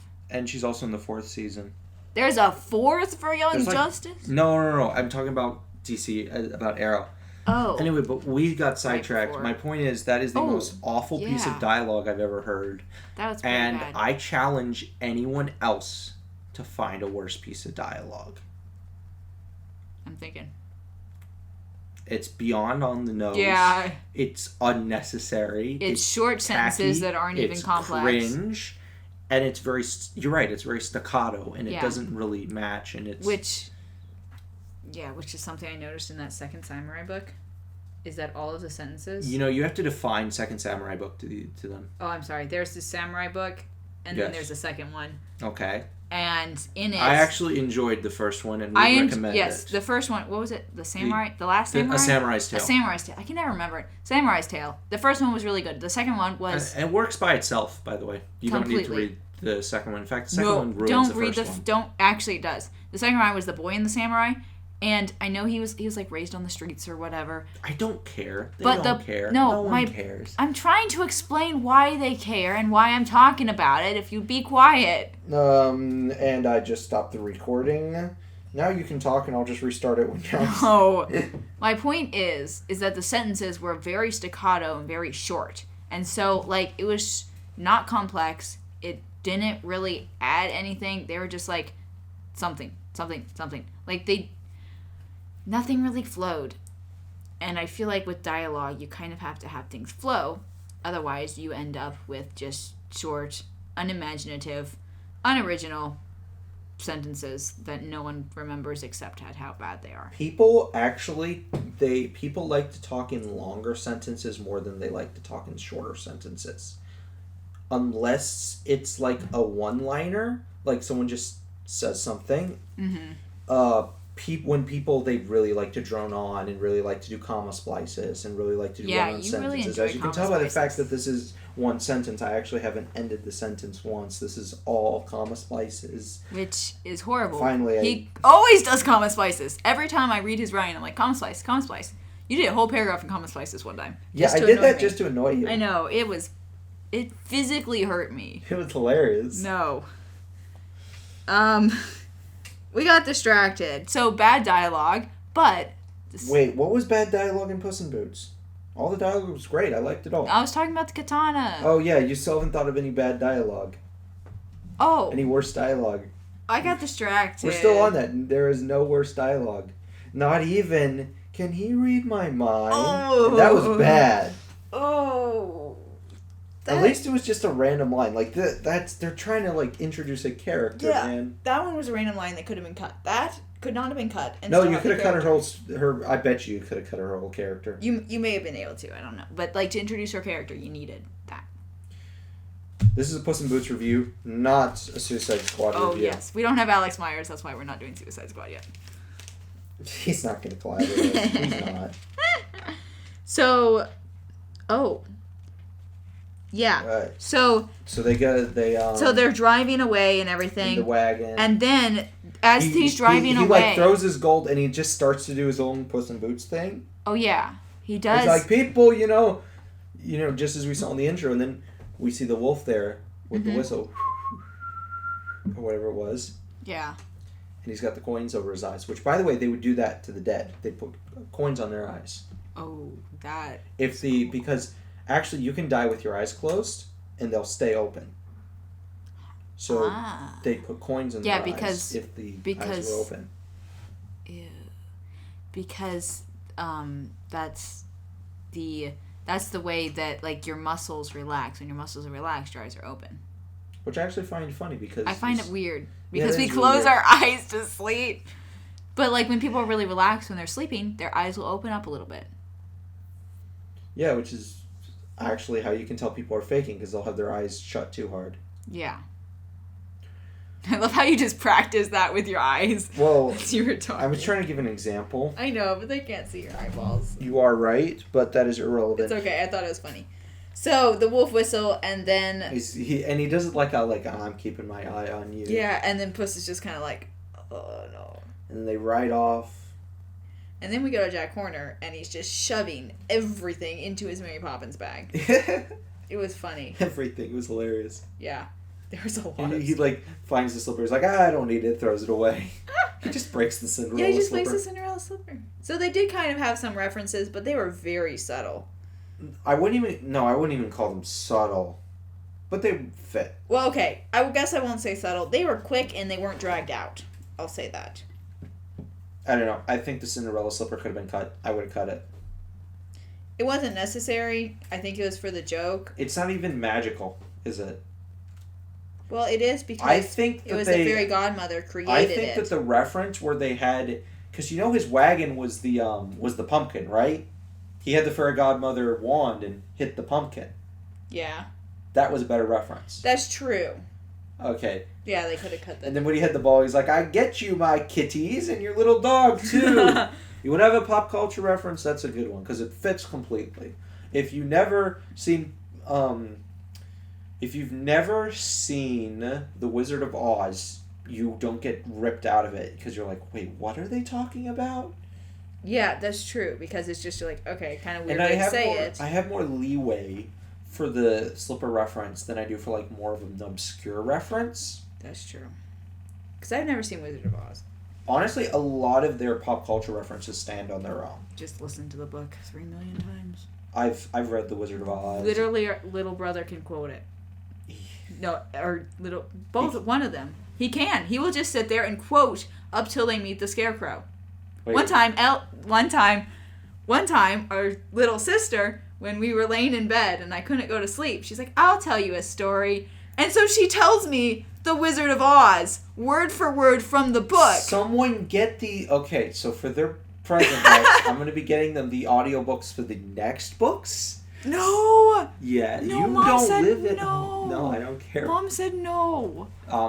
She needs not know. I don't care. They need to move on. There's like 15. I know there's 15, but it just cracks me up how much they quote. They can, like, the whole, like, little brother can quote almost the whole book of Matthew because of Bruce Marciano Matthew. Yeah, he listens to it a bunch. Yeah, he will watch that on Sabbaths. And then he can just quote it, and then he'll scream at us and call us vipers and snakes. There's a thing called a book. You can open it. No. And you can read the book of Matthew. No. And you can purchase commentaries where people will actually discuss the nuances of the text. That's not as exciting as him being able to quote the whole book of Matthew just because. I feel like maybe they learn auditorily. My Rebbe's, his son actually knows, like, tractates of Mishnah, and he's 8. Yes. He's gone and, like, into competitions about reciting Mishnayos. I wonder how much he understands. Oh no, he understands it because he's I forget what they call him, the Shabbos czar. Anyway, he's the guy in charge of making sure that no one accidentally violates Shabbos. So like The child? The child. What the heck? Yeah, and he so I heard he told us this one story about one time. So you're not allowed to cook, right? And so if you have uncooked liquids on your plate, you can't put hot liquids onto that because you cook the liquids. So if you try and do that, he'll grab the plate and jerk it out from under you. Oh my word, this naughty kid. He's like, no! Hey, he calls all his kids terrorists. Oh, that's that rabbi? Yeah, that rabbi. Oh! That's the one with the bird, right? Yeah, he's got a bird. What was the name? Calico. He has a, what's the name of the bird? It's like the blue one. Parakeet. He's got a parakeet named Calico. It's a cat name. Yeah. Okay.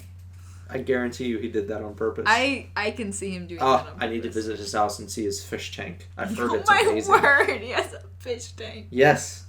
He actually mentioned that. He's like, the whole house is my wife's except for my plants, my office, and my fish tank. Oh my word. That's really funny. That's great. Oh, and I'll tell you, everyone will love this guy because he shames men for not doing housework. Good. He's like, in Mexico, they have a sign above the kitchen that says, no men allowed. I want you to take that sign down and burn it. Yeah, I can see it in the Mexican culture how that'd be like that. But in also, America... he brags that he can wash the dishes faster than any woman. That's not necessarily a good thing. No, he can do it well. Fast does not necessarily He uses a plastic bag to wash the dishes. That's horrible. No, they're clean. No, they're clean. No, I disagree. No, there's a specific kind of plastic bag that you can ball up and it'll actually... I mean, sure, it won't work if it's dried on. But if you're just washing, like, fresh dishes, it'll do great. I've done it before. If you wash fresh dishes, you can use your hands. Okay, well, whatever. That's what he does. Okay, whatever. Fine. We don't. I guess we don't have to discuss his dishwashing habits. You're just jealous that you don't do the dishes. I've seen your house. I have to do the dishes. She will go out and buy new dishes rather than wash dishes. I think I can do that. You think I'm not? But that was a very large rabbit hole. Yeah. So they do the travel montage where he's got like the. Yeah, he was the burrito is eating They show like the bears going. Yeah, they're sniffing. And then they show Jack Horner riding with the baker's dozen. Yeah. Oh, I'm sad we didn't get to see more of them. Yeah, they all got. I really like their designs. I know, it's kind of funny, not gonna lie. Like one of them had like a hammer that used for tenderizing meat, and yeah, it was all very bakersy. Although that wasn't baker. Like tenderizing meat is a butcher. Okay, yeah, but you're right, but it was like kitchen implements. Yes, it was kitchen implements, but it wasn't all baker stuff. I like. There's not that much.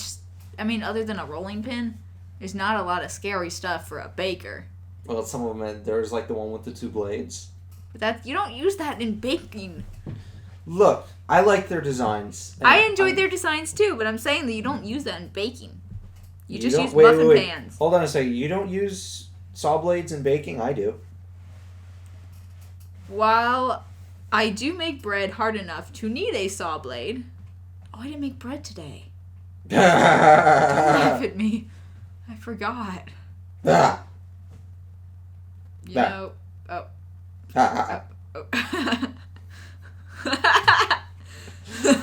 And that's how you repeat a joke so much it becomes funny. That's actually a good rule of thumb. Only repeat a joke 3 times. Otherwise it's gonna get old. That is true. Congratulations. I just took me making fun of you and turned it into a writing lesson. Look how great we are. See, we do not get down rabbit holes. We teach in So they get to the rabbit dark holes. Forest. Yeah, the dark forest, and it's I swear that was a Smurfs reference when they tossed the dog in and he's like, Burrito, are you dead or whatever? Did he say that? Burrito, are you dead? I forget what he said, but he said something along those lines. And then Kitty Softpaws was like, we're about to find out, and then jumps in.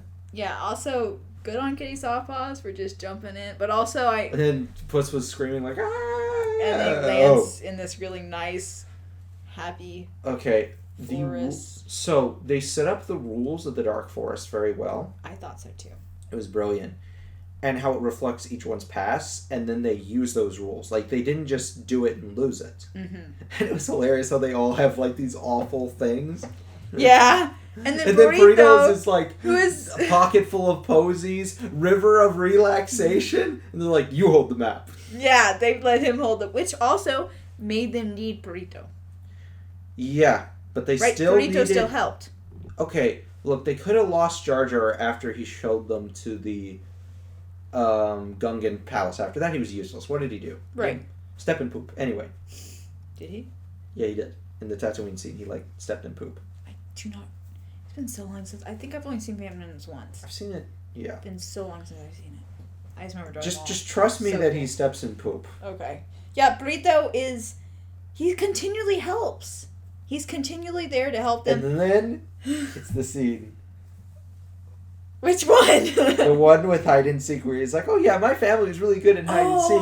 You know, they put me in places like a dumpster, or, you know, whatever, and then, and then one time, and he just starts laughing. They put me in, and everyone looks horrified, by the way. They put me in a sock. With a rock in it, and then they throw me into this river. And they're on the river at this time. No, they're not. No, this isn't when they're at the river of relaxation. This is before then. Oh, really? Okay, so they after that with Burrito, I believe. And then the sweater. Oh yeah, the sweater. He's like, and I got a sweater out of it. And a good story. Like he's wearing the sweater. He's wearing the sweater. The sock they tried to drown him in. And Kitty Softpaws is absolutely horrifying. Well, this is like the darkest joke in the entire... It is pretty dark. And I feel like it's one that'll kind of go over kids' heads. It may, I don't remember what she said in response to that. I don't either. But she was, her face was horrified. They were both horrified. Yeah, well, yeah. Because it was kind of horrible. It is horrible. It was hilarious. Did Mom laugh? I was not paying attention. Okay. I was writing it down. You were like, oh my goodness, this is horrible. Right. I gotta write about how horrible this is. Yeah, I don't actually... Oh, wait, I have motivation for Goldilocks. Yeah. And smell the noses. Oh, roses.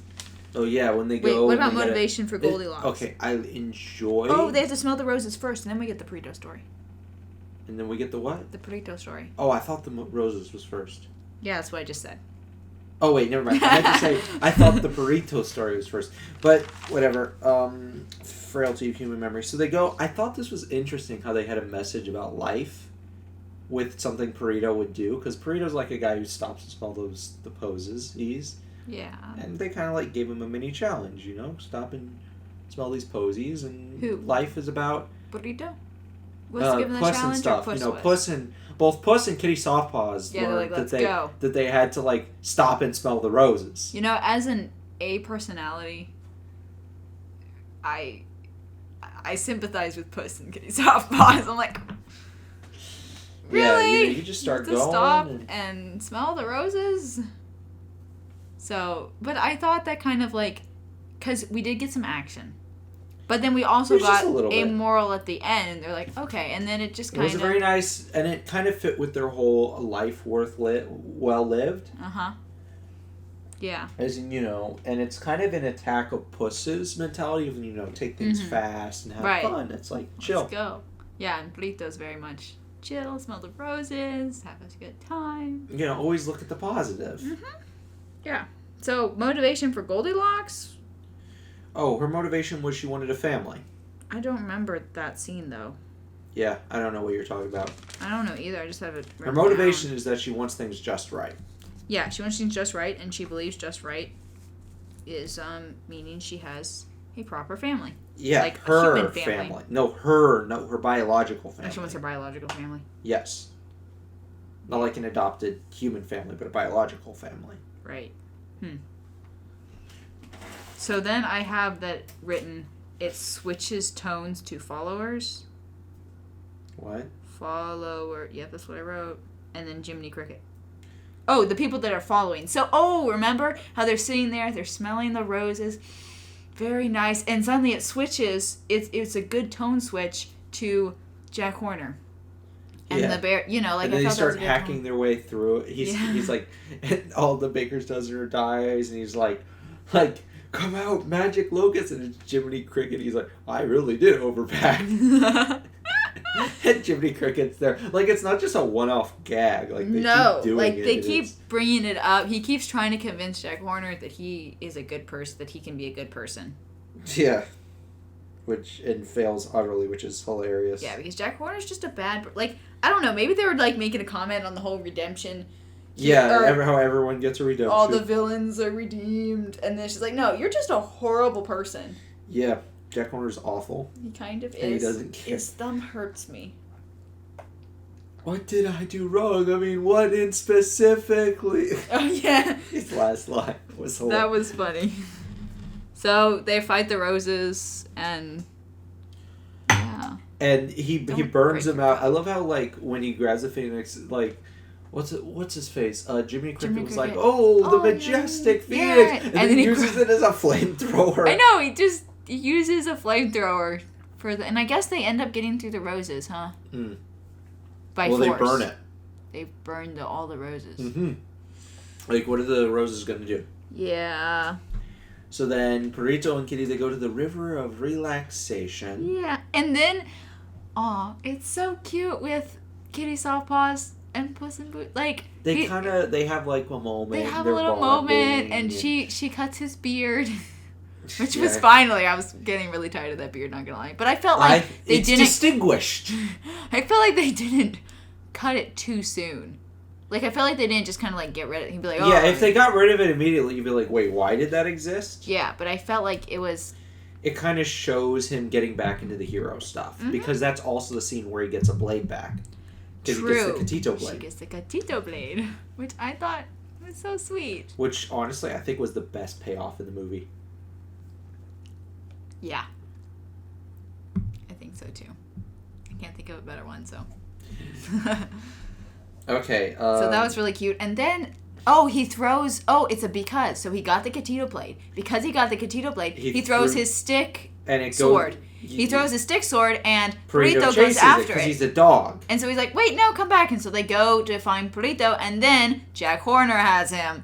So I thought that was such a good because. Like, let's see what this does. And Purito just drops the stick like... Yeah. I was like, no, don't and then Goldilocks and the Three Bears shows up. Uh-huh. And the action was a pretty good... It wasn't like my favorite action scene in the film. It was very...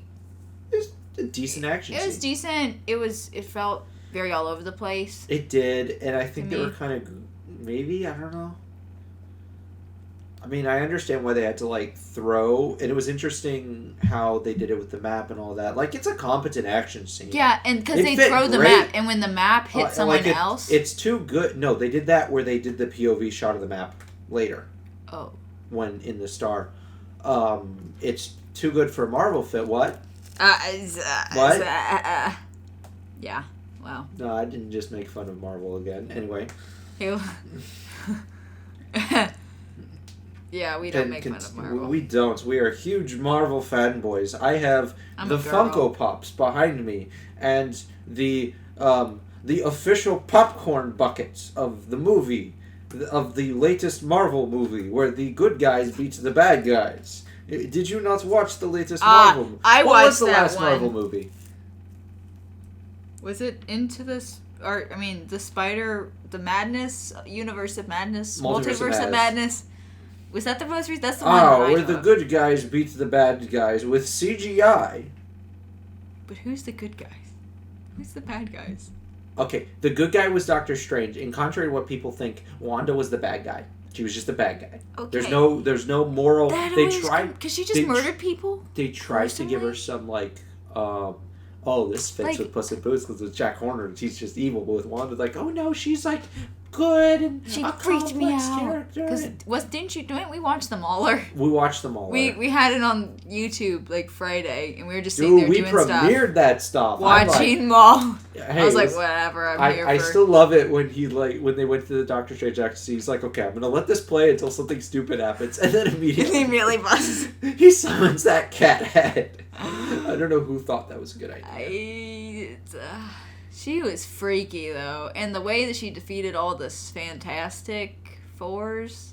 The Illuminati was... Oh, my goodness. Everything. Whoever wrote that scene... It was... Whoever wrote that movie, I want to take his pencil and I want to break it. And the only reason I wouldn't then stab him with it is because I do try and not hurt people. But I would break his pencil. And if he tried writing again, I'd break his thumbs. Ow. I'm not kidding! Okay, to be fair, he wrote the movie during filming. Did he really? Yes. I wonder it was so bad. I don't know whose genius idea it was to write the movie during filming.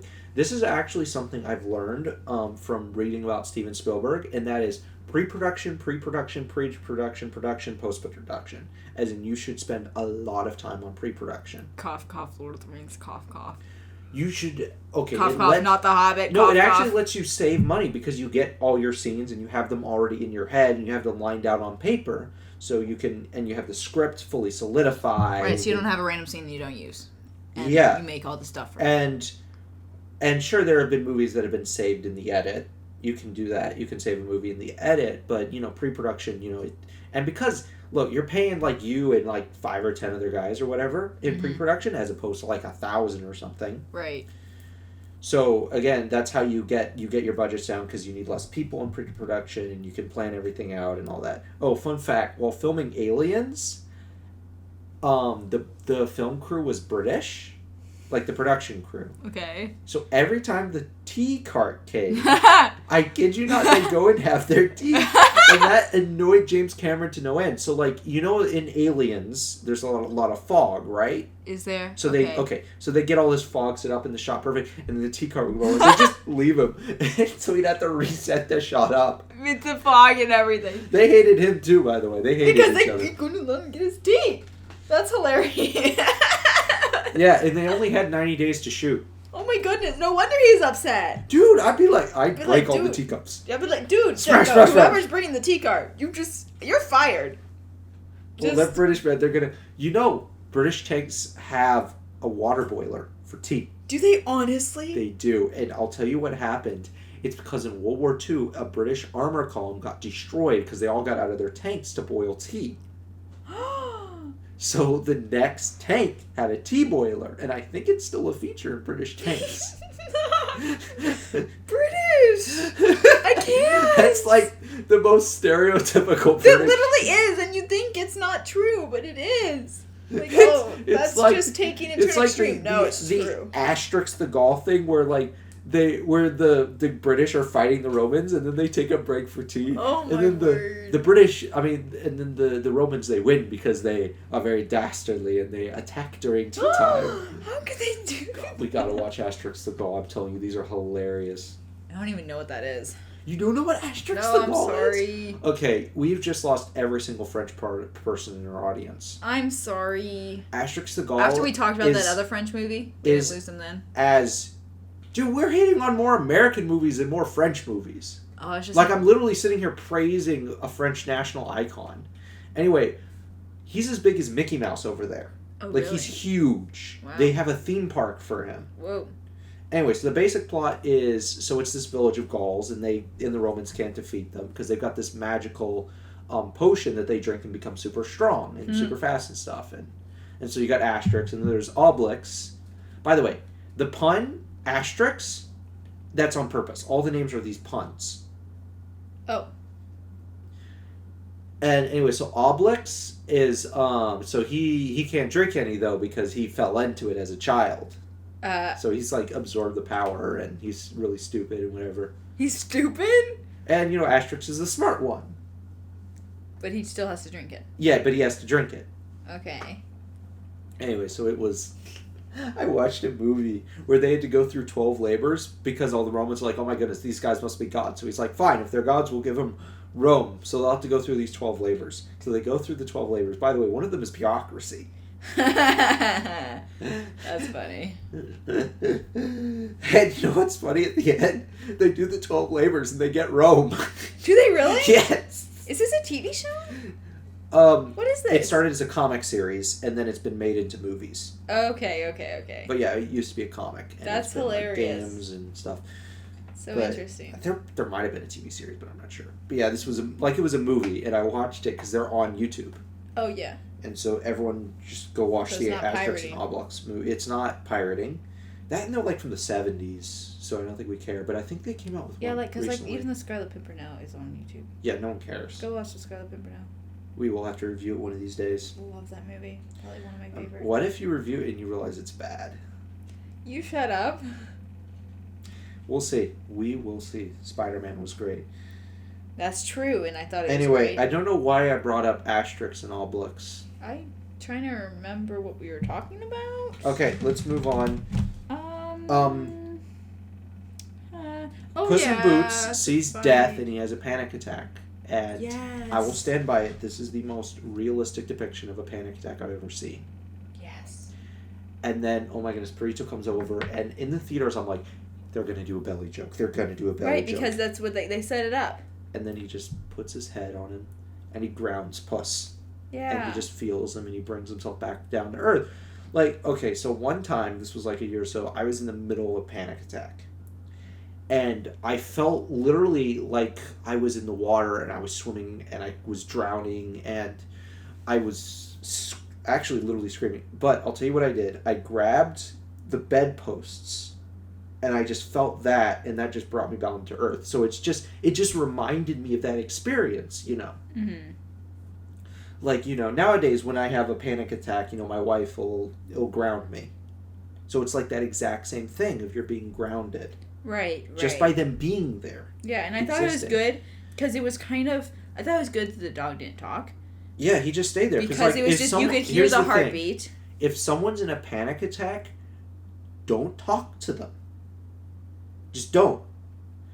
They really won't be aware of their surroundings, which I think they kind of showed with Puss in Boots. He's like, oh my goodness, he's seeing them everywhere. Yeah, he was confused, and like just the way it showed, and his heartbeat. Which is actually, something is that your vision gets you were actually in the car with me when I had a panic attack. Yeah, I was in the car one time when I had a panic attack. That was dangerous. Well, I was driving. Were you driving? No, I've had a panic attack by myself in the car. Oh yeah, while I was driving because you were driving at what? I was in the highway. Remember? Yeah. And we pulled over and I drove. Yeah. No, I don't know what happened. Do you really think I truly couldn't tell you? I just told you. No. I mean, I couldn't tell you why I suddenly flew into a panic attack. Oh, I remember. Okay. Anyway, but my point is, don't talk to him. Just ground him. Just just even if you hold his hand or put a hand on his shoulder, or even just be there and let him, or even better, because this is the best, let him or her touch you. Mm-hmm. Because that's going to ground them the best. But basically pull them down to earth. And it's just, again, that's amazing. Because in a lot of children's movies, they tend to have the panicky character be really badly written. Just be a guy that's like... Yeah, that's true. And that's not how someone who has anxiety works. Mm-hmm. I have clinical anxiety, and you're not hearing me go like... Yeah. That's not a thing no one does. And Puss in Boots was such a realistic depiction of anxiety. I thought it was really well. Really good. If we were doing that one marvelous scene, I'd pick either this scene or the opening. What scene? Marvelous scene. It's like a thing where a bunch of YouTubers were going through Marvel scenes and talking about how amazing they were. Remember, you watched Mahler's one on the interrogation scene with Natasha? Oh, yeah. In Loki? I did watch that. Yeah. That was a good scene. It was. But my point is, I honestly, even though it's so quick, it's so effective, and I love it. I think we've talked for 10 minutes about it.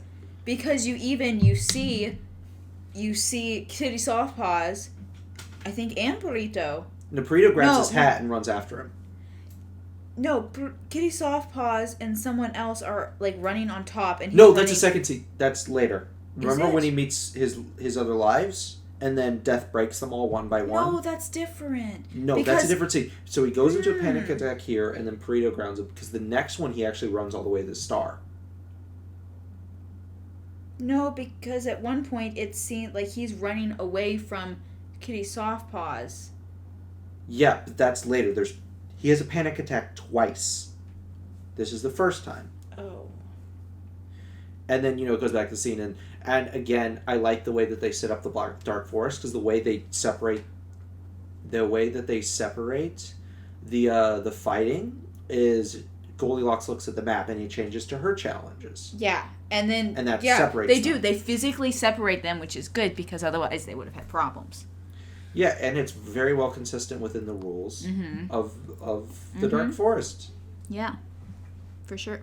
Anyway, but I enjoyed it. And then they go, the bear's like, oh, it's their cabin, and he goes back to sleep, and Baby Bear's going back to sleep. Yeah, it's their cabin, and they're just kind of... And then, Goldilocks is all, let's get out of here, and then she sees a book of fairy tales, and she looks in it, and she's drawn herself in a family. Yeah, a human family. Okay, here's a subtle reference. Did you look and read the library card that was in the... I didn't see the library card. Yeah, there's one of those, how they'll stamp it? Yeah. It had Hansel and Gretel on it. Oh, did it really? Yeah. It had Goldilocks, Gretel, like that. I thought that was that was a very nice, subtle reference. A blink as you'll miss it, and you're like, right. Oh, that's interesting. That's funny. That's cute, yeah. I liked it. And then you see her bonding with the mom, and you kind of see the backstory, which I like the reframing of Goldilocks and the Three Bears as an orphan just finding her way there. Mm-hmm. And how they're like, oh, we'll keep her. Yeah, it fits with the story. It's oh my goodness. I gotta say, this is because Shrek likes to throw a bunch of fairy tale characters together. Actually, they did that because they were making fun of Disney. Did they? Yeah. Yeah, it's funny. I've seen Shrek. Anyway, we'll watch it. Attention, all fairy tale creatures. Oh dear. Okay, that's a meme. It's like when you're at a transgender convention. Attention, all fairy tale. Oh my word. Anyway, so I thought that was cute. Dude, but they were so well written because it fits so much with the fairy tale. Mm-hmm. Her motivation was in the fairy tale. Her backstory was the fairy tale. All in the fairy tale. You could. It's not like, okay, Jack and Jill in the first one was just Jack and Jill. Like you could have made them anyone. Right. Both Goldilocks and the Three Bears, it had to be them. It was integral to the character. Mm-hmm. It was integral to their motivations. Right. It was wonderful. And then, they had the fight scene because they had to get back the map. Wait. But we're skipping something. No. Integral to the Kitty Softpaws and Puss in Boots. Oh, yeah. It turns out she also left him at the altar. No, that's not yet. We haven't even found out about the altar yet. So because I was reading my notes, after the panic attack, he starts talking about stuff, and he's like, oh, Kitty Softpaws, I really like her, whatever, talking to Burrito. And Kitty Softpaws has been following them. And so she stops and she hears him talking. He's like, oh, Kitty Softpaws, I left her at the altar, I did something horrible. Like, he wouldn't like me again. And then he's like, oh, well, have you talked to her about it? This is Burrito. Have you talked to her about it? There's the therapy dog coming across. Therapy dog, and then whatever. And then she, makes a ton of noise. She's like, guys, where are you? So she heard. And so she kind of now knows what's going on in his mind without him talking about it. So then it comes up later. But it's actually, it's really good. And then Puss in Boots. Then they talk. Then he tells her immediately. Because they go up to the tree to try and find where the bears are. They go up to the tree, which was so cute. And then it's revealed that she left she also left him at the altar, because he left her at the altar. He didn't show up. Yeah, she didn't use her claws to climb, by the way, which is a detail I noticed. Oh, yeah? Yeah, they didn't make a mistake, because that's something sloppy I've noticed that some movies will do, where they'll just forget it. Because they actually never, in the entire movie, make a reference to the fact that she's declawed, but she's declawed. But she is. Yeah, I just... Okay, this is such a low bar for me to praise them. This is how bad movies has gotten that I'm praising them for not forgetting that she was declawed. I just thought... I think Incredibles 2 kept forgetting things from the first one. Oh, Incredibles 2 was the one that came out 16 years later, right? And then it started immediately at the... I binge watched because Incredibles 2 came out and I had insomnia, so I binge watched both of them. Okay, I haven't seen Incredibles 2. What'd you think? Okay, yeah, that's what that was my literally that was my reaction. I was like, well, it's 4 a.m. I guess I'll lay down and go to sleep. Oh my goodness, I watched Asterix the Gaul on Insomniac, so next time you're Insomniac, watch Asterix the Gaul. And that goes to our entire audience. Yes. Actually, I wanted to listen to it to go to sleep, but I got so engrossed. That's fair. I just thought the whole scene with Puss and Kitty was so cute. It was a very good, very slow scene, and it kind of gave us a break because we just had the high octane. And it's very interesting how the panic attack scene actually grounded us as an audience, as it let us calm down too. Right, that's true. It did. And then we get this nice scene. And then they hit us with these emotional. Yeah, we get the emotional moments. with Goldilocks. We get emotional with Puss in Boots. They're just so cute. They go to the house and they're still now they're stealing another action the story, house. Which the action scene... Oh wait, I have Jack kills his men. Oh yeah, Jack's they had more moments where where the Jiminy Cricket was like, okay, let's talk about your childhood, and he's like, oh, it was awful, and Jimmy's like, oh really? He's like, I only had loving parents and a profitable baking business to inherit. And he's saying all these good stuff. And he's walking across his men, by the way, as he says this. Yeah, they're over this gulf. And then he does the wagon, and then it falls. Yeah, and there's one person left. And he's like, just hanging on. He's like, you're not a chatter, are you? He's like, So then they bring her along. The whole thing, which I was just like, oh my word, it really makes you not like him. To be honest. Yeah, but I hate to not hate him. I like to hate him or whatever. He's just an entertaining villain to watch. He is, and I'm continually shocked by how cruel and callous he is. He's just like, eh? What did I do to deserve this? I mean, what in specifically? Okay. So now they go for the map. Yeah, they go for the map. It's a good... Actually, I Rachel goes really for the like the map. action scene because it used the rules of the map.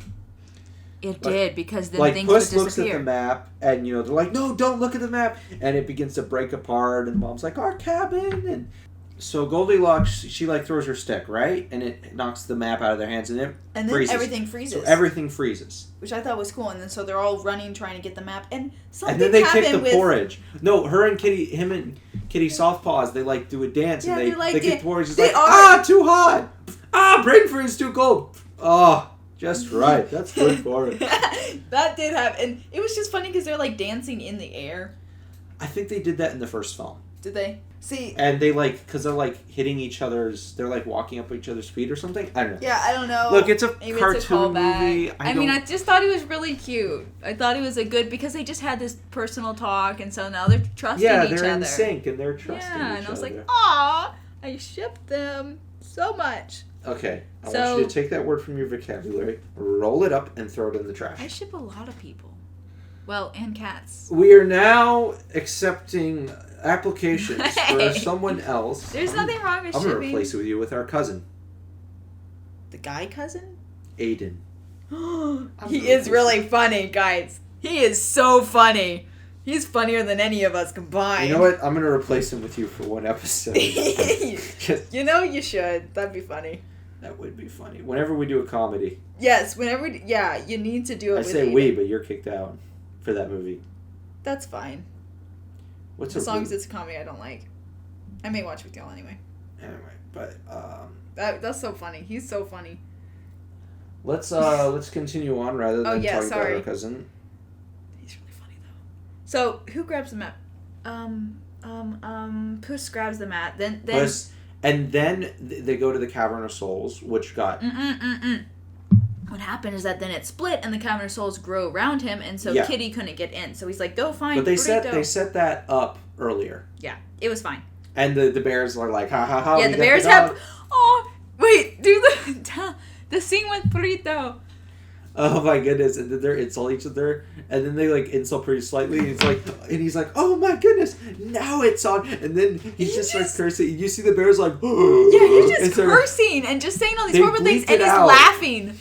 And then at the end, he's like, "Ha ha ha! I like your style."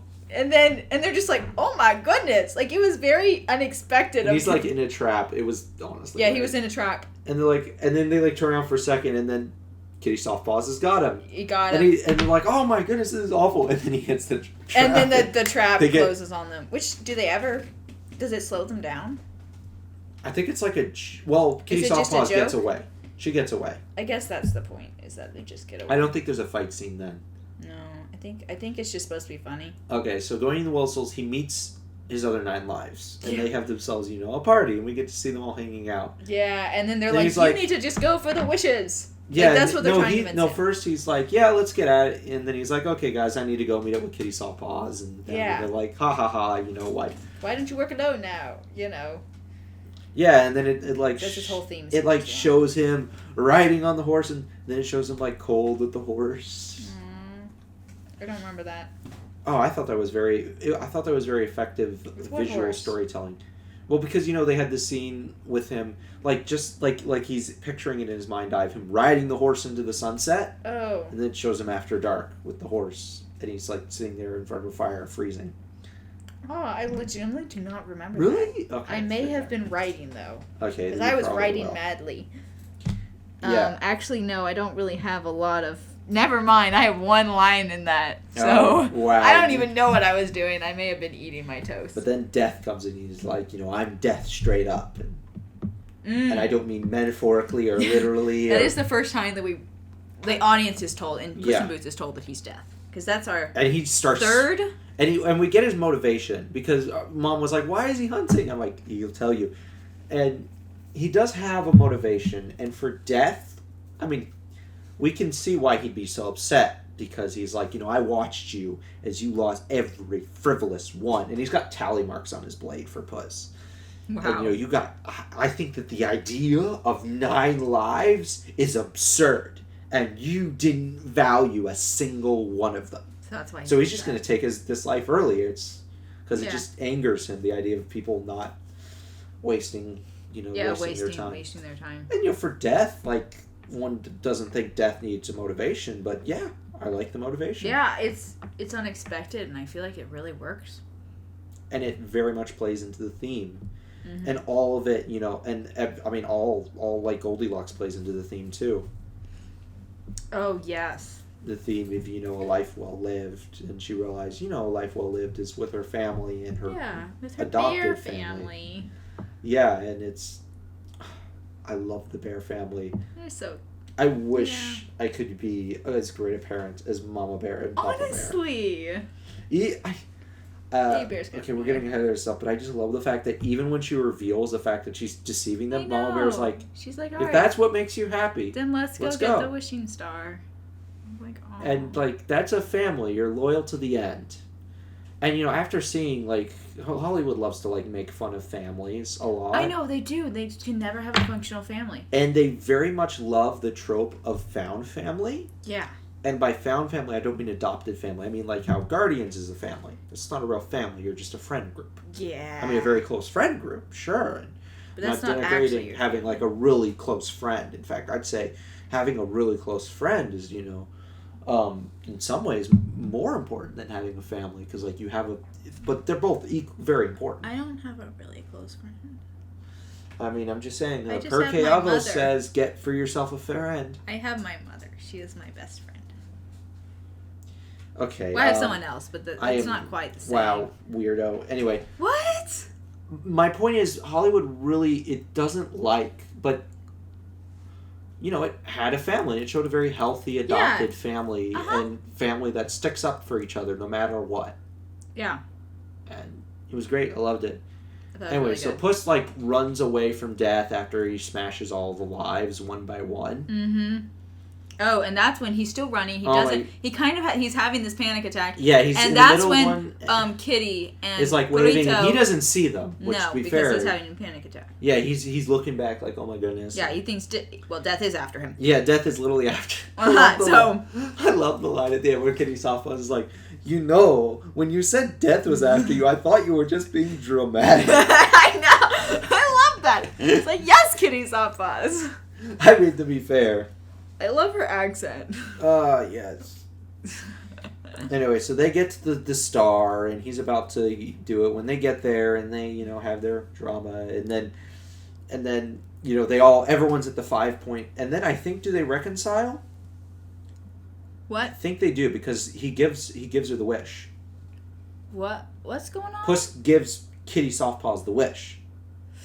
No, wait, hold up. Not yet. Yes. No, because they still fight. Yeah, they have their fight, but it's short and deserved. No. No. They, but everybody shows up. Everybody shows up. They're all fighting. Jack Horner wants it. He wants it. Kitty Soft, everybody's fighting it. And then Goldilocks has to make that choice. Okay, and this fight scene is one of the best in the movies. I really enjoyed it. I thought it was good because it really showed each of their characters within the fight scene. Yeah, it was good. And the way they did the tracking shot with the map as it's going from person to person. Mm-hmm. And then, one of the last of the baker's dozen gets killed. And that kind of shows us, what happens. Yeah, it does. It's very much in character with him as he's, blasting around with his magic. Yeah, he's blasting around. And then he's like, sir, help me. He's like, nah.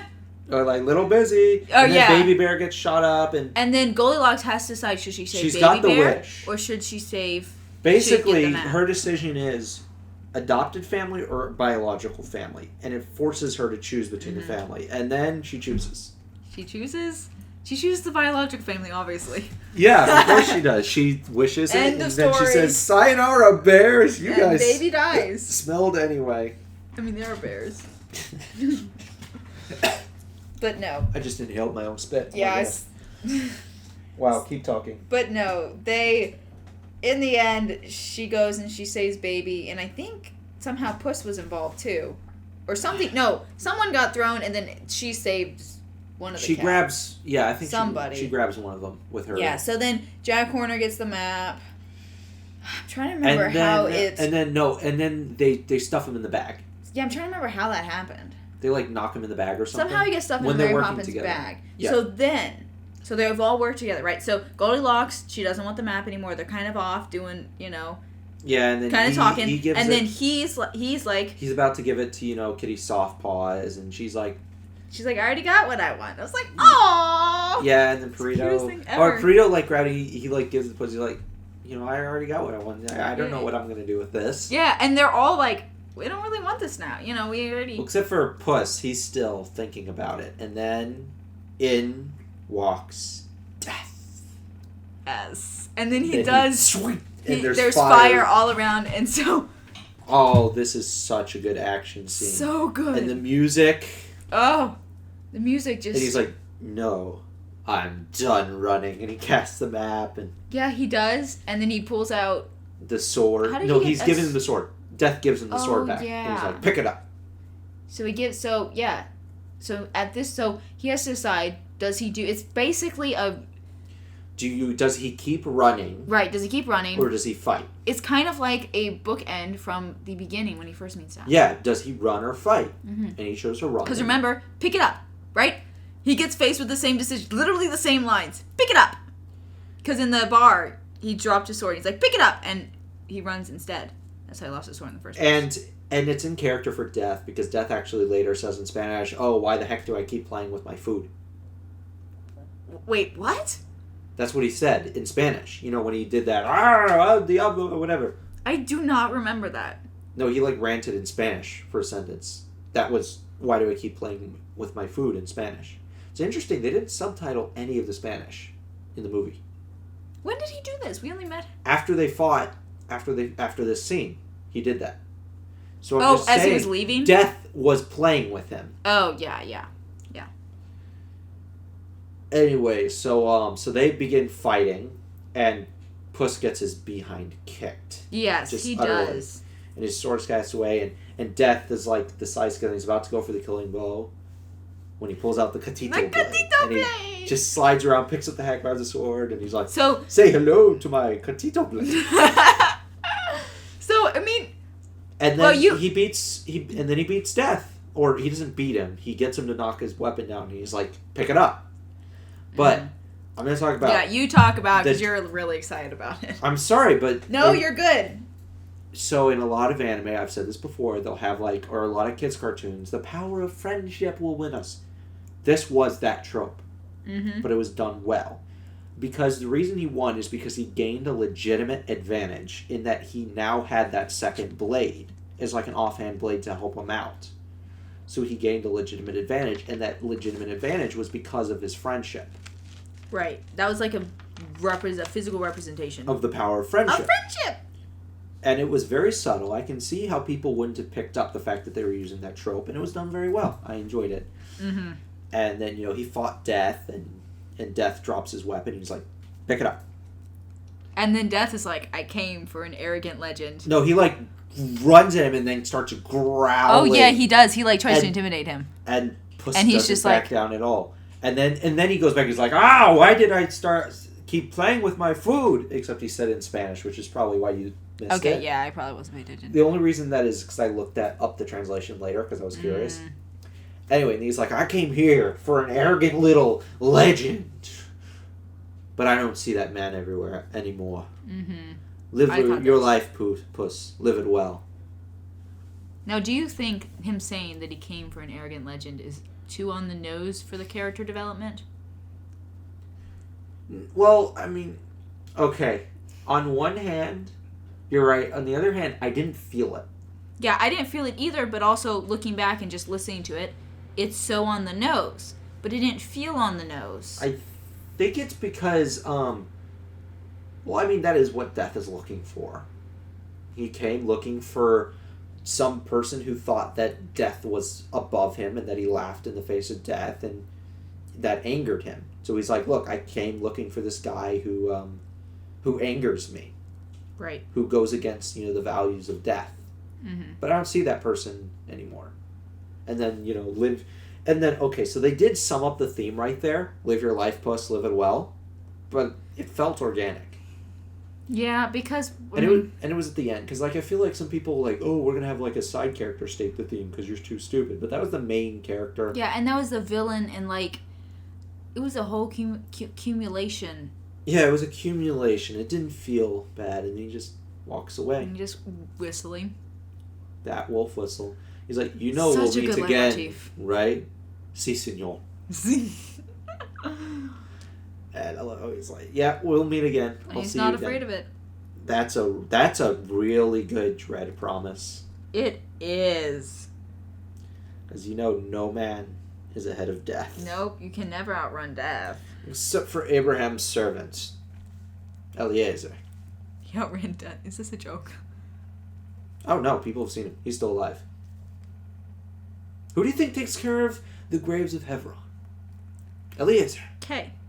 Also, who do you think it was that beat up all the people in that Bible story? So you remember when he did an army? There's a midrash that was only Eliezer. And that he beat them all up single-handedly. I'm sorry. That is my new headcanon. No, the reason is because 318 is like the gematria of Eliezer. Like if you take the No, it's just him. That's great. That's amazing. So, he beat them all up. He just like, and he's like, Abraham's like, hey, I need some help. I got you. I got you. Just stand aside. Oh, and the midrash says that they had like some dust that they throw and would turn into arrows, so you just chuck dust. Anyway, just beat them up. Okay. Oh. Anyway. Alright, then. Strange. So then... So that is a man who could defeat death. In fact, that's probably what happened is after he beat the stuff, he's like, he went and beat up death, and that's why he's still alive, because death is, it's the Chuck Norris joke. I was about to say that. I feel like you know, Eliezer has been dead for 3,000 years. It's just death is too afraid to let him know. Dear. You know, Eliezer drove his own mother to the hospital before cars were invented. You know, whenever Eliezer does a push-up, he pushes the earth down. Boots. Puss in Boots. I wanted to mention something. The boogeyman checks under his bed for Eliezer. I have something I want to say. Say it. Okay. So there are two villains. There's three, actually. Who's the third? Goldilocks and the Three Bears wasn't a villain. I was thinking two like main villains because they kind of had a character arc. Like at the very end, what do you think of the way that because there was two boss battles, technically three. They gave us space between them, actually. Yeah, how do you think they did that? Like, why do you think that was so well done? Well, first of all, they gave us space to breathe, and they gave us so they'd already resolved Goldilocks and the Three Bears. Their plot's over. Yeah, so we've already put them out of mind, so to speak. Mm-hmm. And we just resolved Puss in Boots' story. So we're resolving stories. True. It's not like we still have them all going on. So we get a bit of relief. And then Jack Horner pops out. with the drink me and eat me. Yeah. And then, he's about to get the wish, and they rip it out of his hands, and they rip it together. Yeah, he's a giant. They use the Spanish Splinter to do it. Spanish Splinter! Again! And they both do it. Like, him and Kitty Soft Paws. Which... It was painful, but I liked it. It was a great scene. And it's hurts. a great callback to the beginning, because... Yeah. Giant. True, they were giants. Yeah, it's very... As I said, this is... As much... I mean, I said Iron Man had a tight script at the beginning, and then I ripped it to shreds. The script to shreds. Yeah, actually. It's a tight script. Oh, it's still a tight script. As I said, the Puss in Boots, burying his stuff is a legitimate plot hole. Mm-hmm. They were a bit too ham-fisted with the eat me. I think they could have left it at one, and we would have connected the dots. Can you name any other plot? Wait, you can't even call the eat me a plot mistake. No, you can't really call the thing. Since he literally pulls out, I'll save that for later, and puts it back in. Yeah. It's not really not a plot. It's just being a little too. Yeah, the whole thing is honestly, I'd say the plot besides that is very, very tight. Very. I can't think of any. Yeah. I can't really think of. Yeah, the more I talk about this, the more I love this movie. It's not like all the other ones where I love it and then I talk about it and I start hating it. But even like Spider-Man, where in the end you're like, yeah, it's really good, but there's some weird stuff in it. Yeah, the character writing. The I kiss in the recently read an rain. essay in defense of Mary Jane. And when we get to Spider-Man Didn't 2, we I will go through decide the that essay. we hated her? Yeah, I more still than hate Lois? her. Yeah. Did the essay didn't convince you? I don't want to get off on a tangent. of Okay, Spider-Man. you're so right. You're so I'm right. extremely right. I am always Well, right. you're half right. I'm always right. Anyway, so then they rip the piece of thing. No, They rip it. No, something. Perito, the whole time he's been trying to do this cute thing, and so he succeeds. Oh yeah, and he looks really succeeds. cute, and Jack's like, He's like, "Oh, it's did you think sweet that that was we gonna would've-" work or He's whatever?" like, nope, I'm just He's like, distracted. "Nope, I'm just buying time." And then I think they do the Spanish Splinter then or something. Yeah, they do the Spanish literature. I thought that was hilarious. It was a cool payoff, and it didn't break character for Jack Horner. Mm-hmm. Like I feel like a lesser writer would have had Jack Horner like actually drop the map and go ah, and then remember himself instead of just mocking him, and he kept a hold. It just distracted him. Yeah. So then the map gets ripped apart, and then we get the Phoenix. And so the star's collapsing. Everyone's jumping off, and he's grabbing the map, and he gets them on. There's a hole.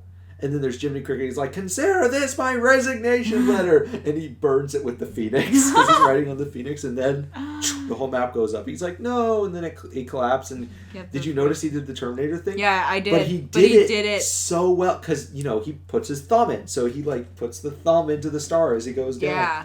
And I love that.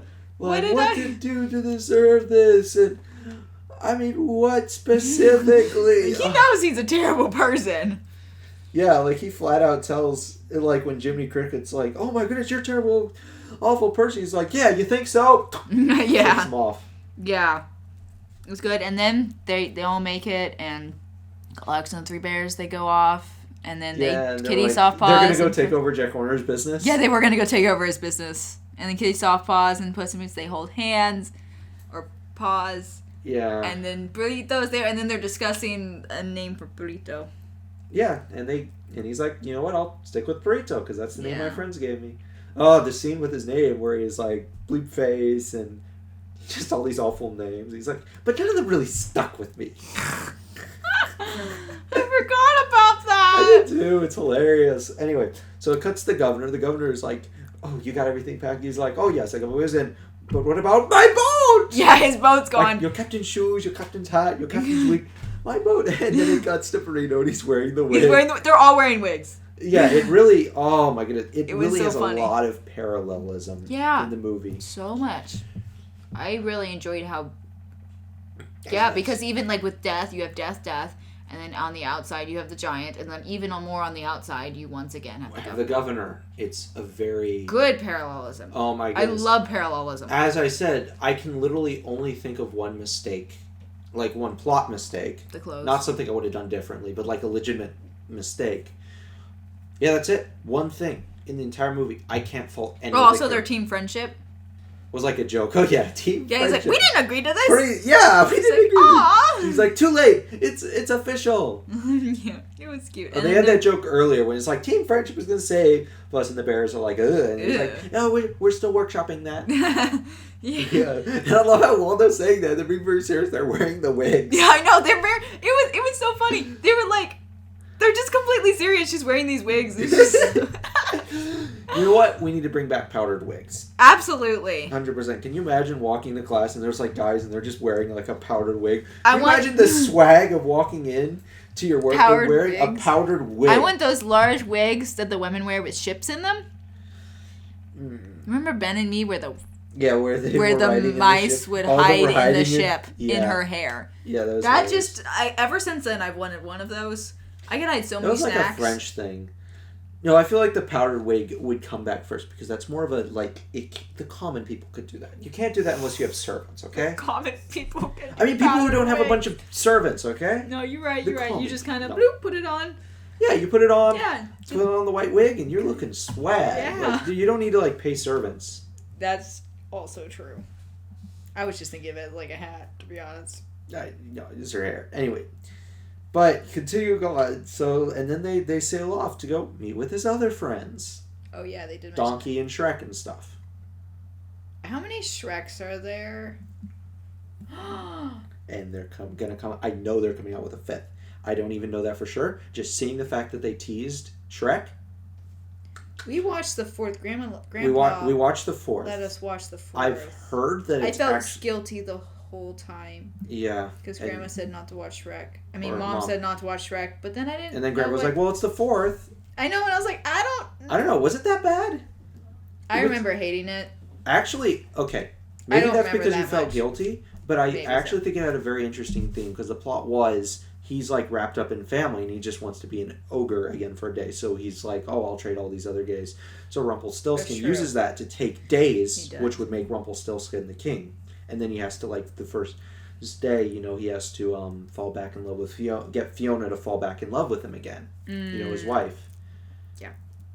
Because, you know, true love's kiss gets out. They're like, I do remember this. I thought it was really funny. They're like, it used to be you had to guess his name to get out of it, but now everyone knows it. That's kind of funny. I don't know. I just didn't. I don't like Shrek in general. Okay. It may have been good. We should watch it again with Just an open don't mind. like it. Because I think it might actually be fairly decent. At least I kind of like the idea about, like, if you shirk your family and shirk your responsibilities and go off and have fun, you're going to lose them. Right. And I think that's a good message. I think so too. But this is not a Shrek 4 review. This is we are at the end of the movie. Let's talk characters. Yes, characters. Okay. Puss. No, you are not flying. I'm sorry, I got distracted with dialogue. No, you are not flying. Like, no, you are not flying. Oh, you know, his character arc was so good. Mm-hmm. Learning to appreciate life, learning to slow down and smell the roses. It's pretty physical representation. I thought that was good. They played it off as a joke, which I think if but it really fit Purito. If it fit Purito, they played it off as a joke. If it'd been out of nowhere, like if it was in Puss's journey, it would have made no sense. Right. And meanwhile, and if they played it straight, it would have been bam. Right. As it was, I was ha ha ha ha ha ha. Yeah. I was smacking my nose when I laughed, by the way. Like, you know, now that I'm looking back at it, it was on the nose. Actually, the more I'm thinking about it, the more I'm thinking you can be on the nose in your dialogue. What specifically are we talking about? Because this isn't dialogue, this is roses. Well, even then, I think with death at the end, he was very on the nose. He was very on the nose, yeah. But it worked. Worked fine. Yeah. Meanwhile, but Iron Man didn't work. Okay. Well, that's because the dialogue was good. Hear me out. I think first of all, dialogue was good in this movie, but also they let the moment sit. And that was, like, they put it on the nose, and they're like, this is what's happening right now. And you're like, oh yeah, and they let the moment sit. You know, the wolf walks away and whistles. But in Iron Man, you know, when it just kept moving. Yeah, wait, I'm thinking of a specific scene when she, like, was reaching into the arc reactor. And then she put whatever, and she put it in, you know, whatever. And then he's sitting there, and it kind of shows them both. And he's like, "Yep, you're the only person I have." And they just sit there awkwardly, and he's like, "Well, yep." And then he just like gets out of the chair and just walks around, and says, "Bye." Yeah. They didn't let it sit like they. Well, they let it sit badly. Yeah, they let it sit badly. There was no natural transition to anything good. Yeah, I will agree that. Just needed a rewrite. It needed a script. Wait. It needed a write. Yeah, it just needed a write. Didn't even need a rewrite. It needed a write. Mm-hmm. For sure. Yeah, but again, revise. That's the key to writing. Because, again, they had to have revised the script a bunch to get all these parallels. Yeah. Because the parallels were really good. They were really good. And it's interesting, in the beginning, we see him being this amazing hero with the governor, and in this one, he wants to go hang out with his family. You know, that's true. Because in this, he's having all these people, like, he doesn't know any of them, he's having this party, but in the end... He even gets the city wrong. Like, he doesn't care, he's just enjoying himself. Yeah. Yeah, but then he's not only with Team Friendship, he's also going to see other friends. Yeah. And it just happens that the governor's there. I love that. With the wigs. I'm sorry, that's just... I just loved how serious they were with the wigs. My wigs! My portrait! By the way, the portrait has Puss's face on it. Yeah, and then he hits it with his knife and then just slowly... No, it's his claws. His claws. He slowly goes down, ripping the portrait. Oh, that's hilarious. It was great. But yeah, and it doesn't end with like that high octane. It begins high octane, but it And just kind of ends and you're just satisfied. How the tone is different at the Very end. sad. That's true. But it still has that parallelism as we can see how his character changed. But that's okay because the tone is supposed to change with his character. Yeah. And the tone... Yeah, and I think that this movie juggled a lot of themes and juggled it very well. Yeah. Like, live your life, live it well. Learn to trust people. Always be happy. No, not learn to trust. I don't think that was a theme. I think that was a payoff from the first movie. It wasn't. I would say that because she, like, kind of learns to trust. I think that was more, like, with the first movie, how she learns to trust, and then it, like, completes that. I'd have to watch the first and, like, analyze it to be sure. But I wouldn't put that in the theme. I would definitely put the idea of found family in the theme. Because you had it with Goldilocks well, and you had it well with Puss, because... Obviously, because they hinted extremely strongly that Puss and Kitty Softpaws were going to get married. Yeah. I love them. And, Pretty-Toe's like their little dog or whatever. I know! So I think they did found friendship better than Guardians. Not found friendship, found family. Dad refused to let me watch the second one. We're going to watch it. Because he didn't like the themes in it. I don't know. Sometimes I haven't seen it, so I cannot comment. Sometimes he'll pick up themes when they're not there.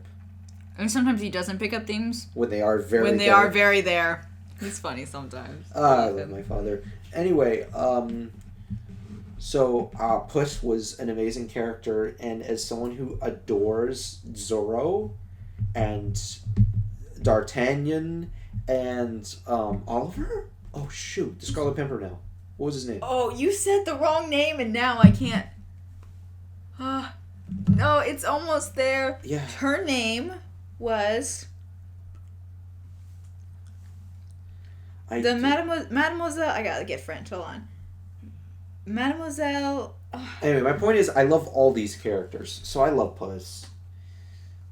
I haven't seen his introduction as Puss in Boots 2. I mean, because he's in Shrek 2. Actually, he's a mercenary. He gets hired by someone to like hunt down Shrek or something. That's actually hilarious.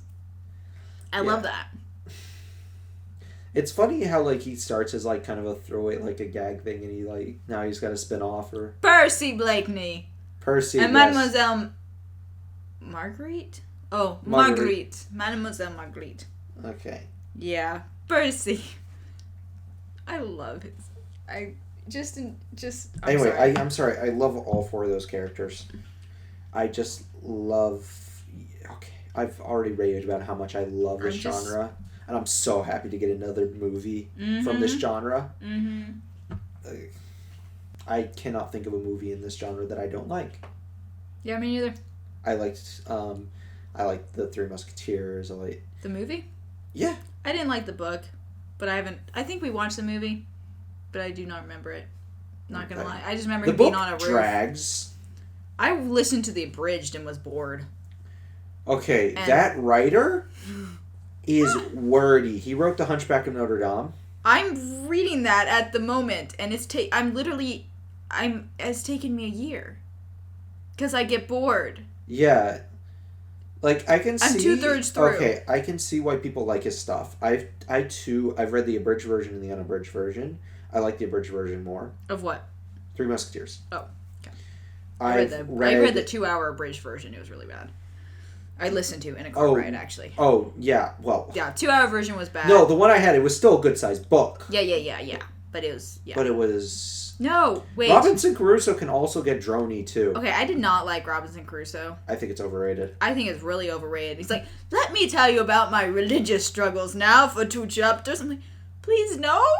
I don't care. I think maybe we're missing the cultural context, because I wonder... if that was a thing in people making up castaway narratives and it was kind of poking fun at it? Maybe, except it was boring. I don't know. It's kind of like with us reading Jonathan Swift.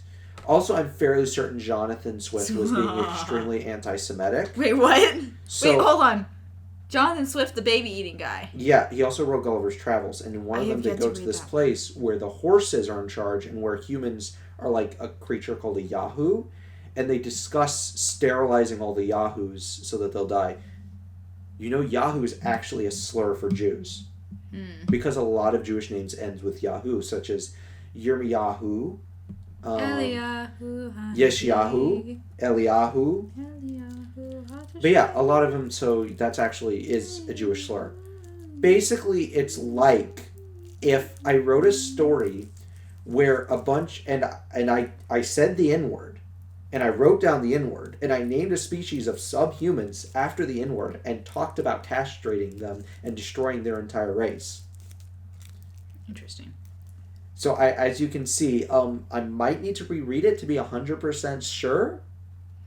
I got a really nice copy of it at thrift store. Yeah. Like 25 cents. That and like 5 books altogether go like the same.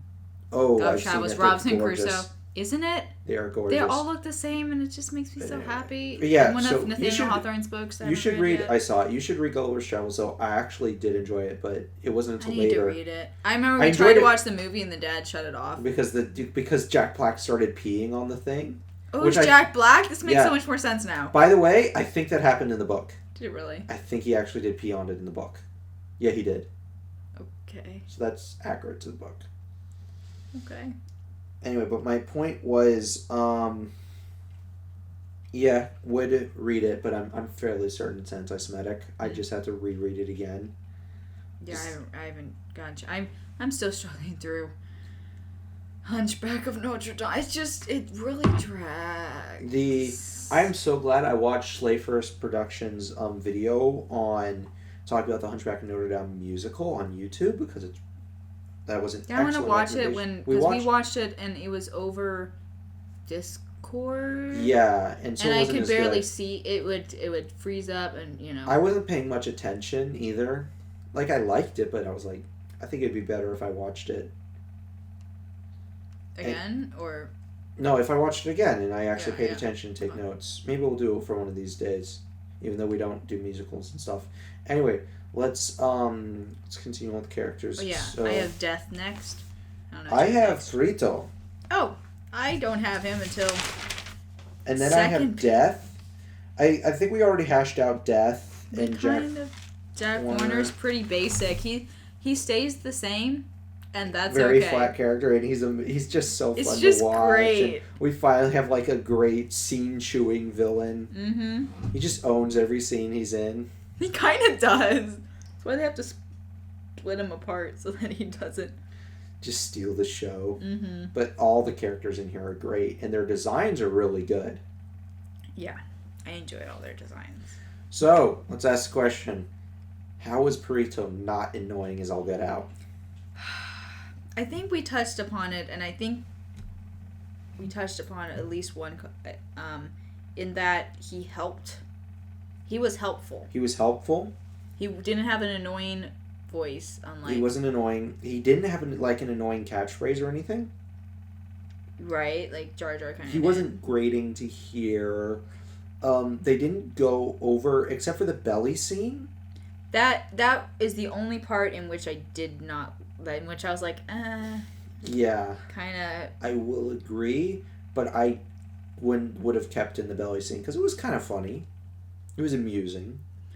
Yeah, it sets off what you think would be a payoff, but then... Well, I mean, it does introduce... pay off. It pays off himself off as a therapy dog. It does introduce... And he does try and therapy both of them. He does. And he at the same time. And, yeah. And that's paid off in a very mature, subtle way. That's true, because he not only helped physically, he also helped them in therapy. It sets us off for a very immature DreamWorks-like joke. It's literally playing on our expectation of DreamWorks to make a stupid joke at the wrong time. That's 100% true.